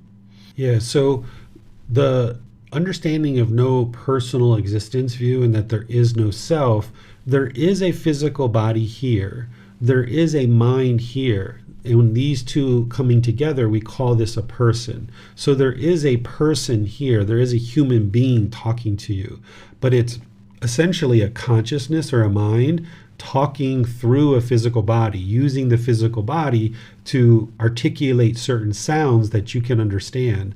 And then those sounds are going into your ears, and now your consciousness, your mind is understanding it and comprehending it. So when we say there is no self, what we're saying is that this physical body nor this mind is who you are as a person. But there is a physical body and there is a mind. And when we talk about rebirth, people have translated this word samsara that was in the original source teachings of the Buddha in the Pali Canon. They translate it as the cycle of rebirth, as if there is something being reborn. But in reality, a more accurate translation of this would be the cycle of new existence. Because this being who you are now, this physical body and mind, when it reaches death, if there's going to be rebirth, the new being is a completely new being. There actually isn't anything being reborn. There's a new consciousness. So you can think of it like right now, this is cardboard box A. And cardboard box A has a certain shape, has a certain color, has a certain texture. And once cardboard box A is done and over with and disintegrates, the contents of cardboard box A are going to now be transferred into cardboard box B. But cardboard box B is a different shape, different color, different texture. It's a completely new cardboard box. So it's a completely new existence from one existence to another, but the cravings and residual memories of one being gets transferred to the other being. And this is why some beings can observe their past lives, because they have residual memories from their past lives. So there's nothing that's actually being reborn, but rebirth, or what I refer to as the cycle of new existence, it's completely in line with the universal truth of non-self, because there actually isn't anything that is being reborn. So there is no permanent self. There is no self. There's just a physical body and a mind. These two things have come together for this existence. When this existence is done and over with, the body returns back, the mind disintegrates, and what's left is then transferred into a new being, in this new consciousness, this new mind. Yes, thank you, sir. It does not appear there are any other questions at this time. Okay, so now we'll go to the 8th fetter, which is described as conceit. Personal existence view, in this fetter of conceit, we refer to that nowadays as the ego. During the lifetime of the Buddha, this word ego didn't exist. So he talked about this as personal existence view and conceit. And it actually helps you to understand them separately, because as you understand them separately, this will help you to more readily target each one and address each one. But just understand that when we talk about ego today, we're actually describing personal existence view and conceit together. typically when we talk about ego, we tend to think about it in terms of what I'm going to describe to you as conceit, but it's helpful for you to understand that it also includes this personal existence view. And once personal existence view and conceit is completely eliminated from the mind, this is the ego being completely dissolved and eliminated, which would need to occur in order to get to enlightenment. So the conceit is where the mind has this arrogance, this pride, the judging, the measuring and comparing as being superior or inferior to others. The mind wants to put itself above others and look down on people. And in this case, you're going to have difficulties in your relationships because as that ego or that arrogance comes out, the mind's going to say things and do things that other people aren't going to appreciate. And then you're going to find that you have difficulties in relationships. And the same thing is when you put yourself below people and you look up to people with such awe, you're going to find that you're uncalm, the mind is unsteady, and now you have difficulties functioning in those relationships too. Where this is all coming from is this is coming from our animal existences, that in the past, we've all had countless animal existences and rebirths in these other realms as well. And in those animal existences, we needed to have a pecking order. We needed to have a certain alpha male and female in our wolf pack, for example, to teach us how to hunt and where food was and how to conduct ourselves as wolves. And when we were in a herd of elephants, we needed the matriarch of our herd to show us the migration routes and show us where water is and show us where food is and show us how to care for each other and things like this. We needed to know who's above us and who's below us. But while that was helpful to us in the animal realm and it ensured our survival, here in the human realm, we maintain this conceit of wanting to know who we're above and who we're below. So there's this judging or this measuring and comparing that you might walk into a room or you might forge relationships with people, and now you're measuring and comparing and you're judging them, try to determine if you're above people or below people. And then when the mind feels like it's above people, it's going to talk to those people and relate to those people in one way with arrogance. And then when you feel like you're below people, you're going to relate to them in one way and perhaps constantly trying to get above them, perhaps, depending on how strong the conceit is. And as long as the mind is doing this, then it's going to find it very difficult to reside with peacefulness and joy in all relationships because the mind is constantly obsessed with trying to figure out who's above and who's below. In fact, the mind might create these false enemies thinking that other people are out to get you and you're trying to put yourself above them or below them in any one situation. And if you're talking down to certain people and you're looking down on people and you're talking in one way and acting in one way, but then when you look up to people, you're functioning in another way, it's going to be very challenging for you to get to this permanent mental state where you're permanently practicing something like right intention, right speech, and right action. Because you have a certain way that you treat people who are below you and a certain way that you treat people above you. And the mind's going to have to be constantly switching between this. And it taxes the mind. It burdens the mind with having to constantly judge and measure and compare who's above and who's below. So when you get rid of this conceit or this arrogance, this pride, this judging and measuring and comparing everybody, the mind can be more at ease. And the way that you do that are things that I've taught in chapter 16 of volume 1. I actually go through and I share in a very detailed sense exactly what one needs to do in order to eliminate conceit. And here they are. I talk about saying thank you to people often, because oftentimes when the mind has conceit and arrogance, it thinks that I deserve these things. All these things are mine because I deserve them. I have this arrogance or this pride. So just by saying things like thank you often, right? Sleeping in a low position on the floor rather than an elevated, luxurious bed. You should look for a sleeping arrangement where you're sleeping at knee height or below. Perhaps you just put your mattress on the floor. And by sleeping low, going down into bed and getting out of bed, you're training the mind to be humble and down to earth.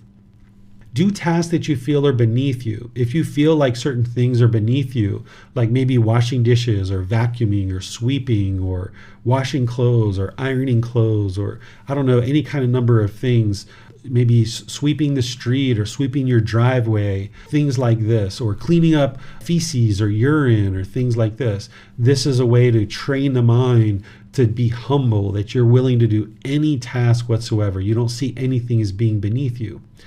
Oftentimes when the mind is arrogant, it feels like it wants to teach everybody what you know. It wants everybody to know the same things that you know, because the mind thinks it's so wise and so smart and so intelligent. So one of the ways to train the mind to be humble is to listen when other people are teaching. And as you listen without any interest to teach that person anything. So if you're attending classes here regularly, you're doing that on a regular basis. But maybe in other parts of your life, you need to be doing that as well, where you just listen to other people teach, understanding their wisdom. You don't necessarily agree or disagree with it, but you're not interested in projecting your teaching onto them, but instead you're just choosing to listen and understand. You can wash people's feet. This is something that they do here in Thailand. Even Jesus Christ taught this as well. We don't have in the Bible why Jesus taught to wash people's feet, but I can share with you the reason why he did that is to teach you to be humble. By you washing people's feet, it actually helps the mind to become humble. And here in Thailand, they do this at Mother's Day, Father's Day, New Year's, on your birthday, things like this, on certain holidays, or even just any time during the year. You can wash the feet of your parents, of your siblings, of your grandparents, of your life partner, things like this. And this teaches the mind to get down on the floor, wash their hands, wash their feet, and it promotes a certain amount of humbleness in the mind. It can also help those individuals experience your love too, because we say I love you oftentimes in our speech, but it's our actions that really communicate that best. So by holding someone's foot in your hand, gradually washing it and rinsing it and drying it off in a nice, humble, peaceful way, this can be a way to communicate love while also you're cultivating humbleness in your own mind. So there's additional things I'm going to share with you here, but I would like to share with you while we're here talking about this, is that it's not just one of these things that is actually going to eliminate conceit. It's a collection of all of these things. So by you choosing to practice these different things, it will actually help you to eliminate conceit. It's not that you should just do one thing, but you should incorporate more and more of these as I talk about them in our class today. Another thing that you can do is you can show respect and gratitude to people with what's called a why. Here in Thai culture, we call this a why, where you bring your hands together, palm to palm, you bring your hands up to your face, and then you bow your head. This is a way of showing respect and gratitude to people. Even if this isn't a typical part of your culture, there's more and more people that are starting to integrate this into their culture because they understand it's a way of showing respect and gratitude to others. And it's also a way for you to humble the mind by lowering your head. Now, if you're going to show respect and gratitude to people and you understand that this is a practice to cultivate humbleness in your own mind, you shouldn't have the expectation that other people are going to why you back. Because of the universal truth of impermanence, not everybody is going to why you back. So if you're choosing to incorporate this practice into your daily life where you're whying people on a regular basis, you shouldn't have the expectation that people are going to why you back, and just know that there's going to be some people who aren't whying you back. And that doesn't mean they're being disrespectful to you. For whatever reason, they're choosing not to why you back. They're just choosing not to why you back. You shouldn't be choosing to practice anything in the Buddhist teachings because you're expecting somebody else to do something to you or for you.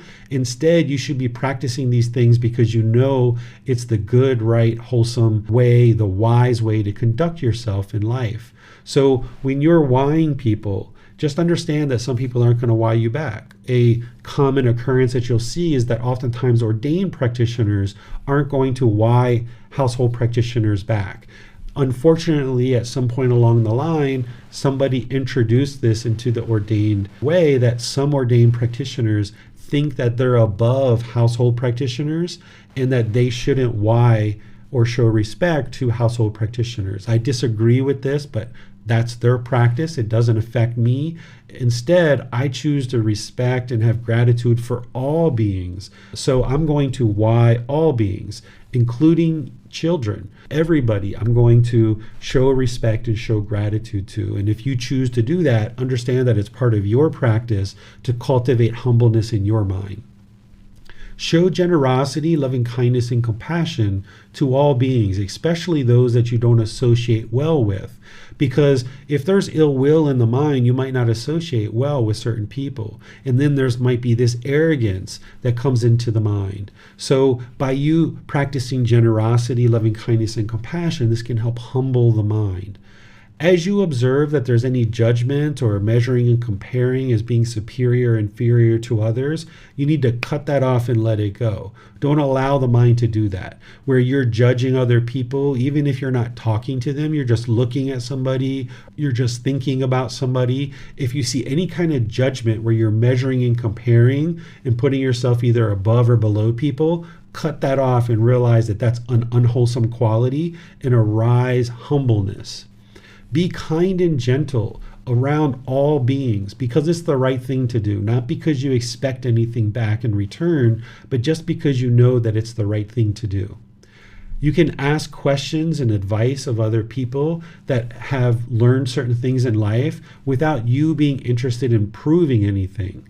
Oftentimes when we're around people and we have conceit, you might be listening to somebody teach something, or you might be listening to somebody sharing something about their life, and you're listening so that when they're done speaking, you can come up over the top of them and tell them how much better you are. Or maybe they've won some certain award, and now you come up over the top of them and tell them how you won an award that's even better than that.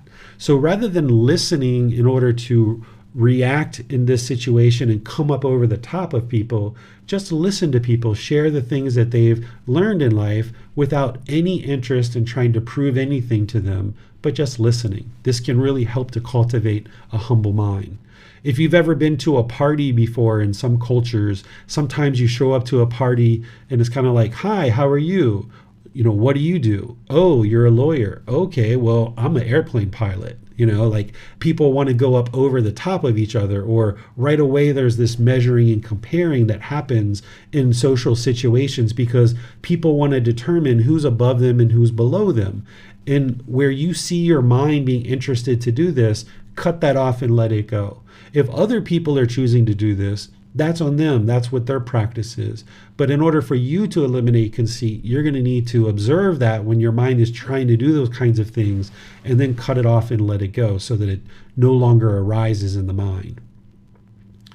You can do things like helping people without any expectation of anything in return or any kind of positive benefit for you. You can seek guidance from a teacher and get help on this path to enlightenment. There's a lot of people in the world that think that they can get to enlightenment by themselves without the guidance of a teacher. Only a Buddha would be able to do this. And the last Buddha that the world is currently aware of existed over 2,500 years ago. So every single person who's interested in getting to enlightenment is going to need a teacher in order to help them get to enlightenment. But there's a large number of people in the world that don't realize that's the case because there's this conceit in the mind thinking that they can do this on their own, just like the Buddha did. But a Buddha has a unique quality of mind that other beings don't have that allows them to actually get to enlightenment by themselves, is that they can remember countless details about this life and all of their past lives, and that wisdom accumulates to the point where they can get to enlightenment by themselves in this last life of theirs. But other beings don't have that same ability. So by you choosing to seek guidance from a teacher in order to move towards enlightenment, this is a way to admit to yourself that you don't know everything that there is in the world and you need help. Just choosing to seek guidance from a teacher on the path to enlightenment is a way to help you eliminate some of the conceit in the mind. Wherever you observe that the mind is trying to project this arrogance or pride or this measuring and comparing, this judgment, be sure to cut that off and let it go. And where needed, consult and seek guidance from a teacher over multiple sessions, because this is going to help you to understand this fetter more and more deeply and receive instruction on how to actually eliminate it. What questions do you guys have on this fetter? Yes, sir. I think you touched on this, but on YouTube, Pepiko asks, how can we deal with talking to arrogant or toxic people, like when he or she is your boss? Yeah, the first thing that I would do is don't judge other people as being arrogant, and don't judge them as being toxic people. This is a label that the arrogance in your mind, the conceit in your mind wants to place on somebody else, like they're arrogant or they're toxic, right? This is the measuring and comparing. This is the judging. Instead, understand your practice and understand that you're interested in being humble. And if other people choose to be arrogant and they choose to be unwholesome in any way, then that's their choice. And you just need to navigate that through you practicing the Eightfold Path. Each situation is different, but as long as you go around thinking that others are arrogant or others are toxic, then this is your conceit, this is your judging and measuring and comparing, which you're trying to get rid of. And if somebody thinks about another person as toxic, not only is there this judging and measuring and comparing in the mind, but this is also part of wrong view. Because if we think that other people are toxic and that's causing me problems, then this is part of wrong view. So by getting rid of those labels and just viewing human beings as human beings, and they're struggling and having difficulties in life just like you are, if you're unenlightened, you're still having struggles and difficulties, then just continue to be humble, just continue to practice all the steps of the Eightfold Path, including right intention, right speech, and right action, but be sure you eliminate this thought that other people are toxic, because that's going to promote wrong view in your mind. Yes, thank you, sir. And then also, when it comes to washing feet, does this have to be done as part of a ceremony to have this effect on mind, or can it be done as sort of an everyday task? I ask this because at work, we regularly are giving showers to residents, and one of the things that we do is we wash their feet because they can't lean over and wash their own feet. So is this part of training the mind towards this, sir? Yes, this is training the mind towards eliminating conceit, is being willing to wash people's feet. There's no ceremony involved. Essentially on Mother's Day, Father's Day, New Year's, your birthday, you might, as you're visiting with your parents or grandparents or what have you, you might bring a bowl of water, sit them on a chair or a sofa, do everything the way that I teach with, there can be flowers, there can be scents, there can be towels to dry their feet. And this is a way that you might do this with your relatives. But you can also do this with people that you don't know. And this is actually even more impactful to the mind. My wife used to have a massage business here in Chiang Mai. And when there was a time where there was like 9 people who came from America, and I washed all their feet before they got a massage. This is really impactful for the mind, that you can humble your mind to the point where you're willing to wash someone else's feet, not just your mom, not just your dad, not your grandparents, your brothers and sisters, people that have known you for a long time, but even somebody that is unrelated to you, someone that you don't know very well, you're willing to wash their feet. This can be very impactful to the mind. Okay, wonderful. Thank you, sir. Mm-hmm. There are no other questions about this fetter at this time, sir. Okay, so let's talk about the 9th fetter, which is restlessness. Restlessness is how the mind is confused, distracted, worried, have anxiety or anxious. It's kind of this restless state of mind, the opposite of singleness of mind. As part of the Eightfold Path and right concentration, you learn about singleness of mind, where you're focused on just one single object. You're just doing one task at a time. You're not watching TV and eating food and talking on the phone. You're just watching TV, or you're just talking on the phone, or you're just eating. You're just doing one thing at a time. if you've been training your mind to rapidly cycle between all of these things at one time, then you might observe that there's this restlessness in the mind, and where the mind can become anxious or worried. It can even become confused because it's rapidly cycling from thing to thing to thing. So this is a pollution. This is a fetter. This is a defilement. This is a taint. This is going to hinder the mind from experiencing the peace, calm, serenity, and contentedness with joy, because it's got this overactivity, this restlessness in the mind. And you'll oftentimes see this come out in the body. If somebody's bobbing their knee or they're tapping on a surface, there's some kind of repetitive movement in the body. This is actually coming from the mind.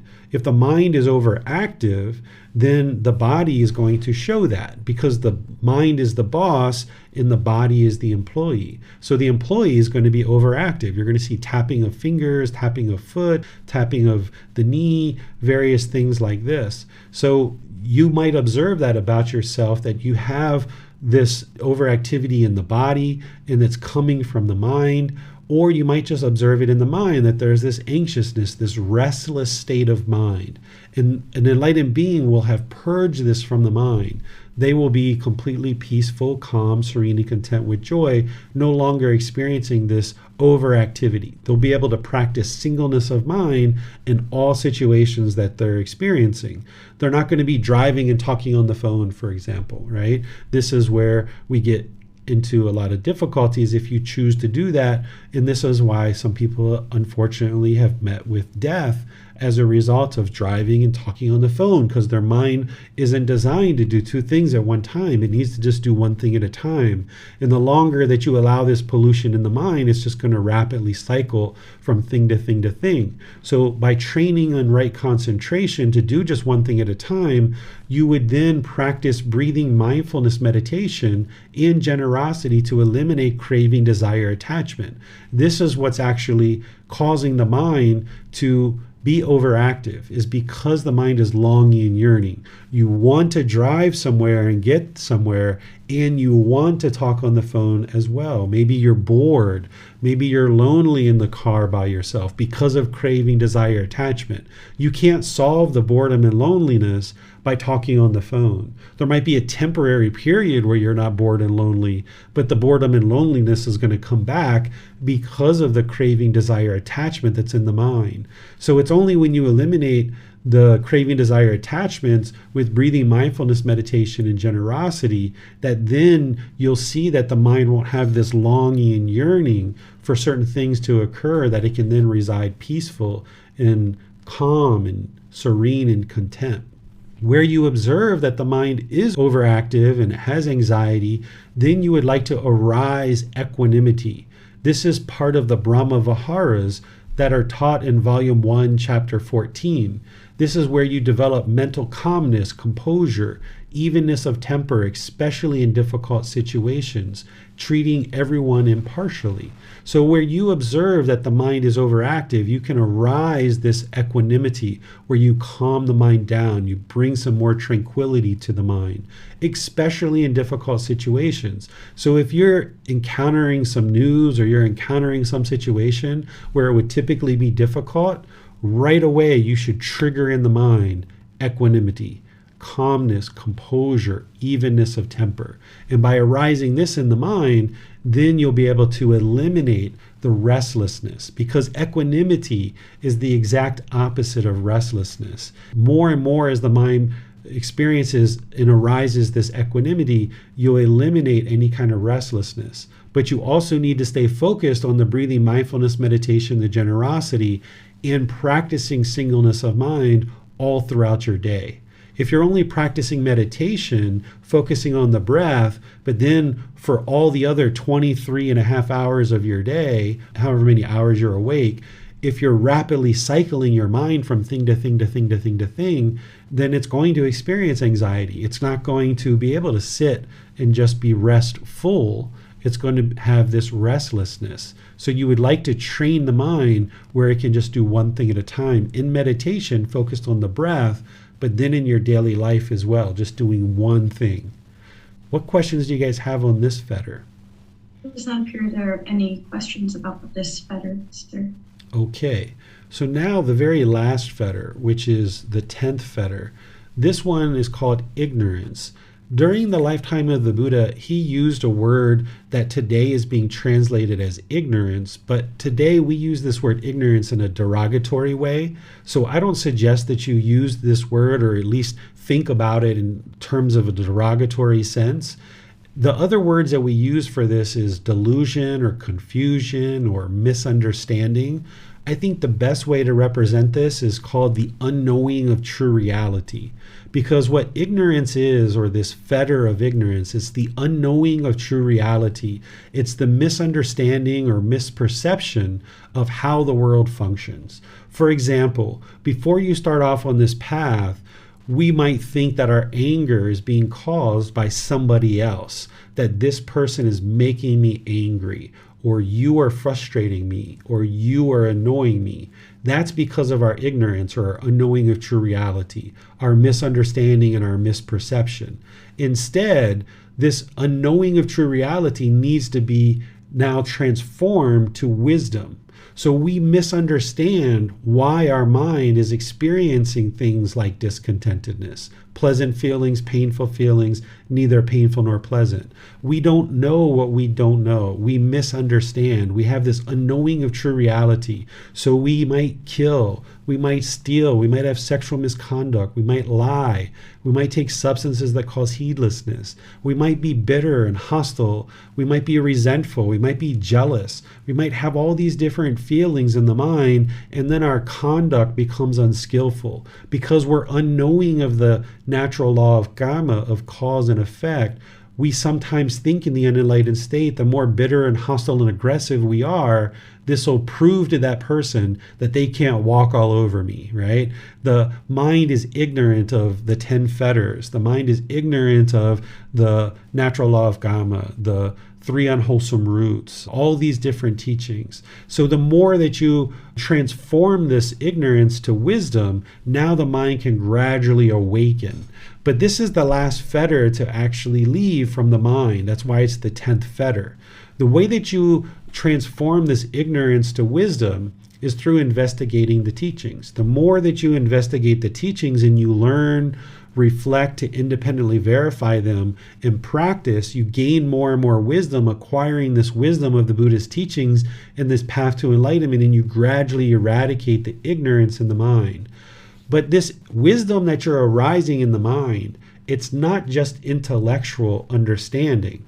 There is the intellectual understanding that you need through books and classes and things like this. But in order to fully accumulate and acquire wisdom and to fully eradicate ignorance, you need to move these intellectual understanding of the teachings into your practice. And when you're practicing the teachings, this is where ignorance is fully eliminated. So you can have a certain level of intellectual understanding of these teachings, but if you're not practicing the teachings, then there's still ignorance in the mind because you haven't yet learned how to actually practice them. So there's plenty of people in the world that might intellectually understand something like the Four Noble Truths or the Eightfold Path or other teachings, but they're not actually practicing them. So the ignorance doesn't actually get eliminated until somebody's actually practicing the teachings. That's when that pollution is fully eradicated. So if we're just intellectually learning, that's wonderful. That needs to occur in order to bring the teachings into the mind. But if you're understanding the 5 precepts, for example, and you understand what they are, but you're still killing, stealing, having sexual misconduct, lying, or taking substances that cause heedlessness, there's still ignorance in the mind because you're not yet practicing those 5 precepts. Or if you understand right speech intellectually, as the Buddha taught, right speech is part of the Eightfold Path, but you're not yet able to actually practice it, then there's still ignorance in the mind. So through investigating and examining the teachings to learn, reflect, and independently verify and practice, now you can eradicate the ignorance from the mind. As you do this, you're going to need to seek guidance from a teacher and seek consultation and understanding of what the teachings are and get help to move these teachings from intellectual learning into practice.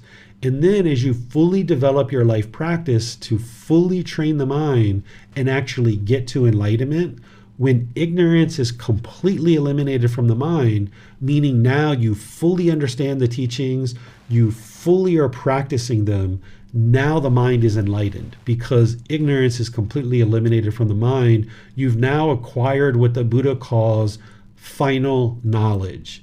Final knowledge is when you've cultivated all the wisdom on this path through learning, reflecting, and now you're practicing the teachings on a consistent, ongoing basis for 1 year, 2 years, 3 years.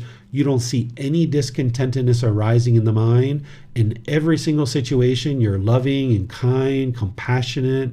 You have equanimity that has arisen in the mind, this calmness and composure. You're practicing things like right intention, right speech, right action effortlessly. It's no longer a struggle. It's no longer a challenge. It's no longer difficult for you to practice these teachings because they're so well soaked into the mind that it's just effortless for you to practice these teachings. And now all your relationships around you, you experience this blossoming of your personal and professional relationships. Anything that you experience in life, it's no longer a struggle. It's no longer difficult. It's maybe just a certain challenge that you need to apply wisdom to, but there's no longer struggles or difficulties in life because you have final knowledge. You no longer have ignorance in the mind, you have complete wisdom. And now you can address every situation that you experience in life without any discontentedness and through practicing these teachings with ease. What questions do you guys have on this fetter? Does not appear there are any questions on this fetter in particular, sir. There have been several questions not directly related to the fetters that have been asked on YouTube, if we have time to go through those. Okay, sure. If there's any questions on the fetters, you guys are welcome to ask those. If there's other questions, you can ask those as well. I'm pleased to help you guys understand whatever questions you guys have. But let's just be sure that any related to the fetters, that those get asked as well. But yeah, anything that you guys would like to ask about, you're welcome to ask about. Okay, thank you, sir. On YouTube, Pico asks, how about gambling? Why is that not in the 5 precepts for lay Buddhists, sir? So gambling is part of craving, desire, attachment. If somebody's interested to gamble or they want to gamble, this is the mind having craving for wealth. And it's not part of the 5 precepts because in the 5 precepts, the Buddha is talking about the 5 major things that cause the most significant harm. And by you practicing those 5 precepts, you're significantly reducing the harms that you cause in life. So therefore, there's less and less harm that's coming to you. But gambling is still part of the path to enlightenment. It's just not part of the 5 precepts. So when you're focused on the initial training of moral conduct, you're focused on those steps of moral conduct in the Eightfold Path and the 5 precepts. Ultimately, to get to enlightenment, you would need to eliminate the gambling as well, but it's just not part of those foundational teachings to kind of get started. But if you look at the resources that I share in volume 1, even though the Buddha doesn't talk about it as part of right action in the Eightfold Path, I included it there so that people would know early on to eliminate gambling from their practice because it does cause significant harm. It's just not as significant as something like killing, stealing, sexual misconduct, lying, and the substances that cause heedlessness. Thank you, sir. Pepiko also asks, can I ask an example of wisdom in Buddhism? What is the difference between wisdom and knowledge? Yeah, so a lot of times the word knowledge and wisdom are translated the same. I tend to use the word wisdom, but some other people might use the word knowledge. So in a lot of respects, it's exactly the same thing. I don't necessarily see that as different. But the way that I describe wisdom is it's something that you've experienced through direct experience, that You might have knowledge of something. If you would like to look at them as different, you can. You might have knowledge of something that you've read or that you've looked at or somebody taught you, but you don't have direct experience to observe it with your own direct experience. Now that becomes wisdom. So if you have ever stolen something, right, and you've gotten in trouble for that, and you know what that leads to, you have direct experience, you have wisdom that you know that stealing is unwholesome and it's going to lead to some harm. But when we're a child and we maybe haven't experienced something like that, maybe our parents have told us the knowledge of, hey, it's not wise to steal, but we don't quite, agree necessarily. We just have this awareness of people teaching not to steal. And because of our cravings and because of our ignorance, we still choose to steal. And now when we get direct experience, now we have wisdom. Sometimes even there, we don't actually choose to change our conduct. But once you ultimately get to final knowledge or wisdom to the point where the mind fully understands intellectually and it's practicing, it will now have eradicated all that ignorance. And now the way that you accomplish that is through direct experience. Same thing with something like meditation. You can hear me say that breathing mindfulness meditation arises mindfulness and concentration, and it eliminates craving, desire, attachment. I know that to be 100% true, and I have that as wisdom, but maybe you don't. Maybe it's just knowledge for you at this point of something that you're learning in class. But as you gradually practice it and you see that your mindfulness and concentration increases and your craving, desire, attachment decreases, then you'll have the wisdom that that is actually 100% the truth. Thank you, sir. Pipiko also asks, there are so many schools of Buddhism, so how do we know which one is the true one? Any school that is teaching, or any teacher who is teaching based on the words of the Buddha, you should know that, okay, they're teaching with the words of the Buddha. They should have the discourses available for you. They should have resources available for you. They should be able to be willing to spend time with you to answer your questions as you need help and you seek guidance. And then when you're learning these teachings, you should be able to learn them. Then you should be able to reflect on them and independently verify. Any teachings that are being shared with you from the Buddha, you should be able to independently verify those to be true yourself. And then when you practice them, you should be able to see that the condition of your mind is gradually improving, that you see the peacefulness and the joy, the calmness coming into the mind more and more. So that would be an indication of a teacher or a school that is sharing the true teachings, is they're basing what they're sharing based on the words of the Buddha. You can independently verify that those teachings are true, and you can observe the quality of your mind is improving. Then some other things you can look at is that if people are teaching rites, rituals, ceremonies, and worship, which is a big one that you see out in the world, then you know 100% that this isn't the Buddha's teachings. Because as long as somebody's practicing rites, rituals, ceremonies, and worship, that person isn't even in the first stage of enlightenment yet. Therefore, how could they actually lead you to enlightenment if they aren't even in the first stage of enlightenment themselves? And rites, rituals, ceremonies, and worship isn't going to lead to an improved condition of mind because it doesn't lead to wisdom. It can't produce wisdom in the mind. So these are just some very basic things to look at, and that will help you.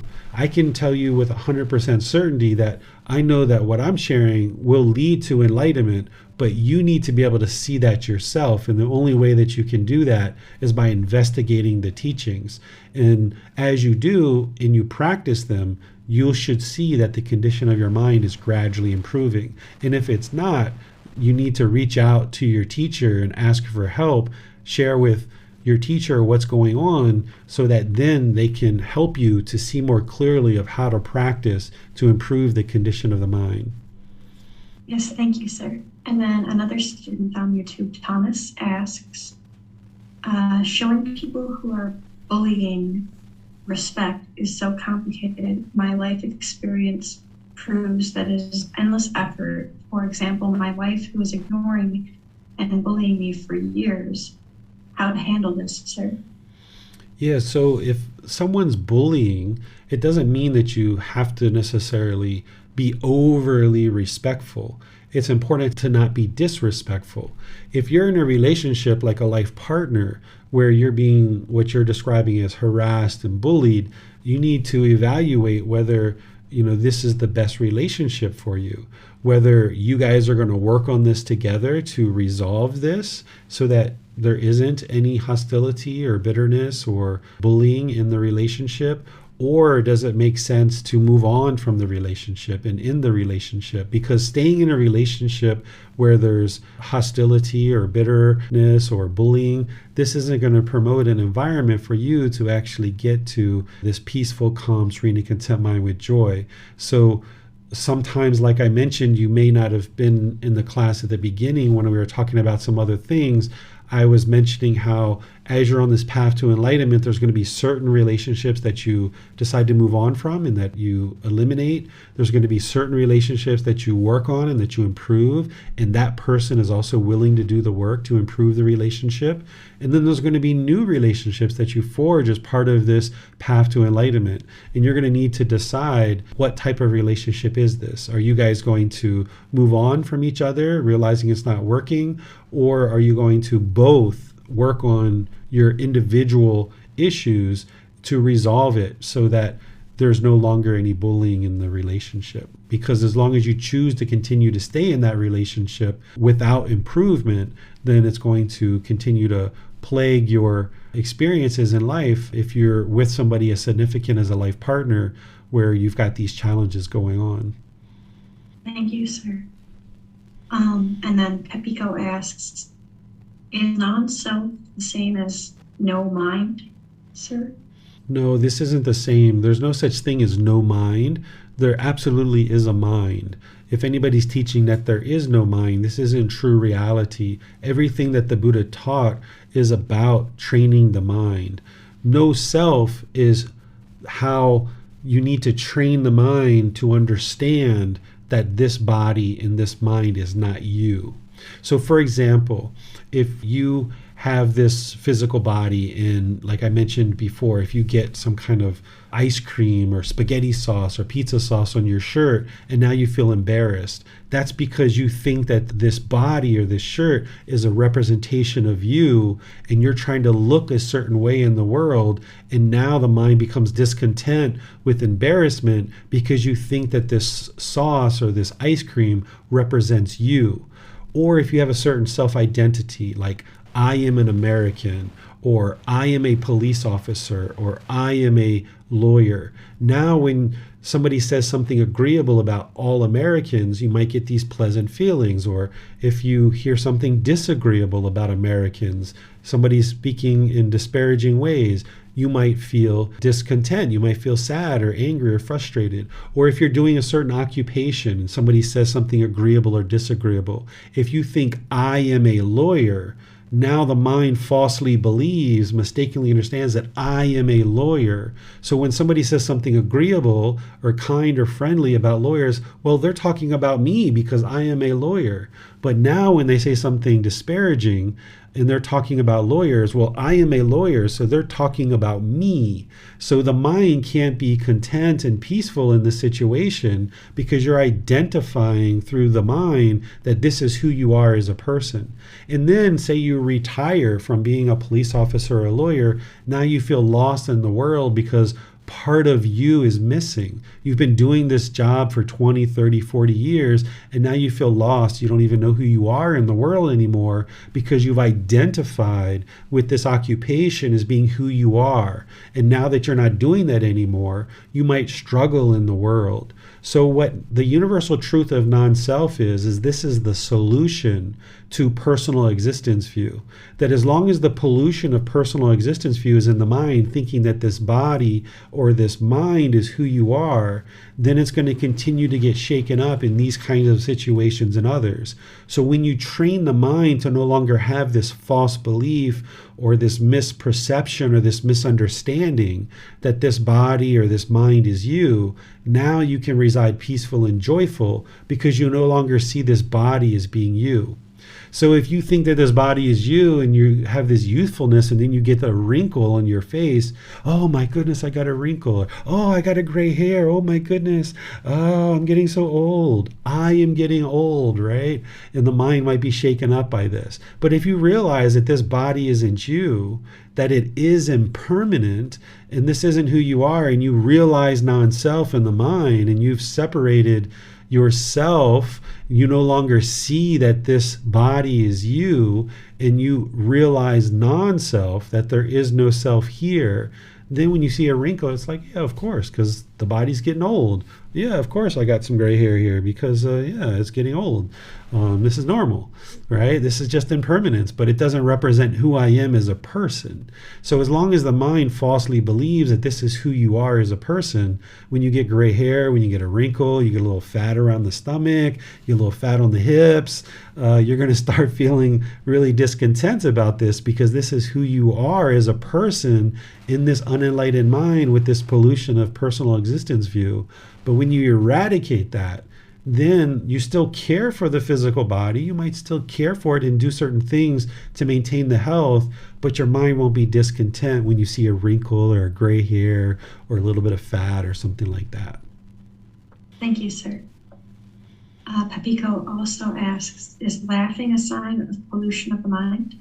No, laughing isn't a sign of pollution of mind. An enlightened being can laugh, an unenlightened being might laugh, but it depends on how the mind experiences this. If the mind experiences a rush of pleasant feelings and then they're laughing as a result of these conditioned experiences, that's what an unenlightened mind is going to have. An unenlightened mind might even laugh at someone's despair, at somebody's misfortune. An unenlightened mind might laugh at somebody's misfortune, but an enlightened mind may laugh, but they're not going to laugh at somebody's misfortune, for example, or they're not going to laugh at things based on conditioned pleasant feelings because they're no longer experiencing conditioned pleasant feelings. They might just laugh at a joke or something that's funny. So an enlightened being is still going to have fun. They're going to have a lot more fun than an unenlightened being. So this laughing isn't an indication of whether somebody's enlightened or unenlightened, or if they have a polluted mind or an unpolluted mind. It's a matter of what the mind is laughing at that determines whether there's pollution in the mind or not. Thank you, sir. And then Papiko also asks, why shouldn't we seek rebirth in the heavenly realms? We live longer there, so have more time to achieve enlightenment. The heavenly realm isn't permanent, and beings in the heavenly realm are oftentimes very complacent. It is true that the lifespan there is longer, so they have a longer time to get to enlightenment, but because they're only experiencing exclusively pleasant feelings, they oftentimes lack motivation and enthusiasm to get to enlightenment. Here in the human realm, we experience pleasant feelings, painful feelings, and neither painful nor pleasant. So we tend to have built-in motivation, built-in enthusiasm to get to enlightenment because we're trying to get away from these painful feelings and these neither painful nor pleasant feelings. But in the heavenly realm, they only experience pleasant feelings. So oftentimes beings in the heavenly realm are reborn down into other realms, including hell, animal, and afflicted spirit realm, because they lack motivation and they have this complacency. And because those beings are still stuck in the cycle of rebirth, if they're going from heaven down into the lower realms, now being in the lower realms, it's like stuck, like being in a prison. You can still get out of those realms, and we've all done that. We've gotten out of those realms, but it takes countless rebirths to get back to a human existence where you have the most opportunity to actually get to enlightenment because you have that built-in motivation to be able to get to enlightenment. So being in the heavenly realm is not ideal. It's not something anybody should aspire to do. While you're in this human realm, this is your best opportunity to learn and practice to get to enlightenment. Yes, thank you, sir. And then it looks like the final question on here, Pepiko asks, I live in a place where, I'm not sure that I'm going to pronounce this correctly, Amitabha Buddha is popular. May I have your comment on it? Is it in the Pali Canon? I have not seen that in the Pali Canon whatsoever. There's Gotama Buddha, who's depicted in the Pali Canon, And then there's discourses that have been attributed to the Buddha that he's talking about Buddhas in the past before him. And he also talks about a future Buddha, Buddha Maitreya. Here, Gotama Buddha, whether he actually talked about previous Buddhas or not, I'm not 100% sure, even though it's in the Pali Canon, because there's another place in the Pali Canon where he talks about him being the discoverer, the declarer, the originator of the path to enlightenment, unarisen before him. So there's a conflict. This is the only conflict that I've seen in the Pali Canon, where there's some places where the Buddha is reported to have talked about previous Buddhas, but this more direct teaching from the Buddha, where he talks about nobody else had discovered this path before him, this makes a whole lot more sense. Whether there was actually Buddhas in the past or not, it doesn't really matter. We know that Gotama Buddha surely existed, and it's his teachings that are still in existence today. And he talked about this future Buddha Maitreya that was going to arise as well. So those are the only indications of a Buddha that is mentioned in the Pali Canon. If there's people who are praying to a Buddha or asking a Buddha to come do something or invoke some kind of power on their behalf, this is a right ritual ceremony and worship. This is part of that ignorance or unknowing of true reality. So there's some places in the Buddhist world that think that they're invoking some kind of power from a Buddha to be able to come and do something for them in their life.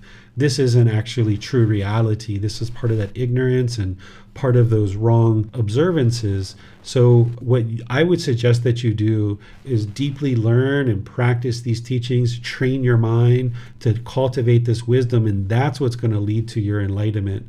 And all these other Buddhas, it doesn't really matter. Right now, you're learning with somebody who can help you and pleased to help you to awaken more and more to enlightenment, and just stay focused on that. Yes, thank you, sir. It does not appear there are any other questions at this time. Okay. Well, thank you all for joining. It's wonderful that you guys are dedicated and diligent to ask questions and get in depth with these teachings. And even here on Christmas Day, for some of you guys, I know that you might be celebrating Christmas. So thank you for prioritizing learning the teachings of the Buddha on a holiday.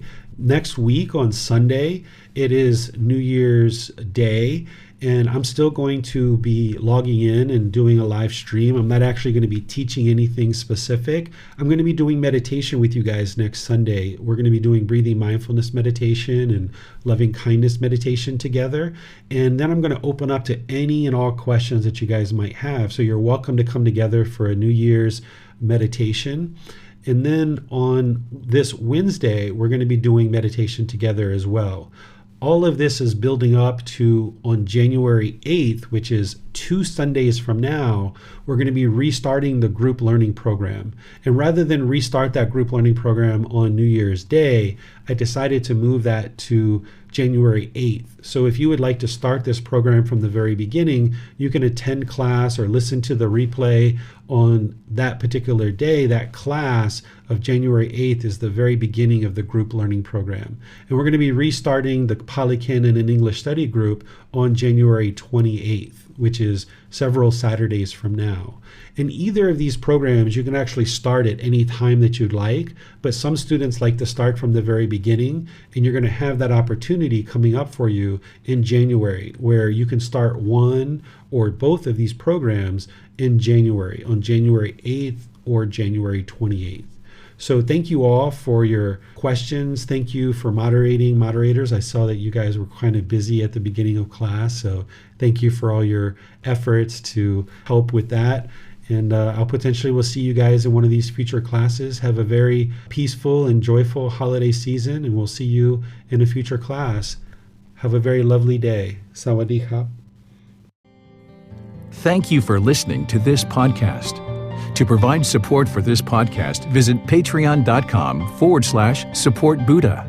To access more teachings, visit buddhadailywisdom.com. There, you will discover a full range of courses, retreats, and online resources to assist you on the path to enlightenment. Remember to establish a daily, consistent meditation practice, along with learning and practicing these teachings. A well-developed meditation practice is the foundation in which to train the mind to attain enlightenment.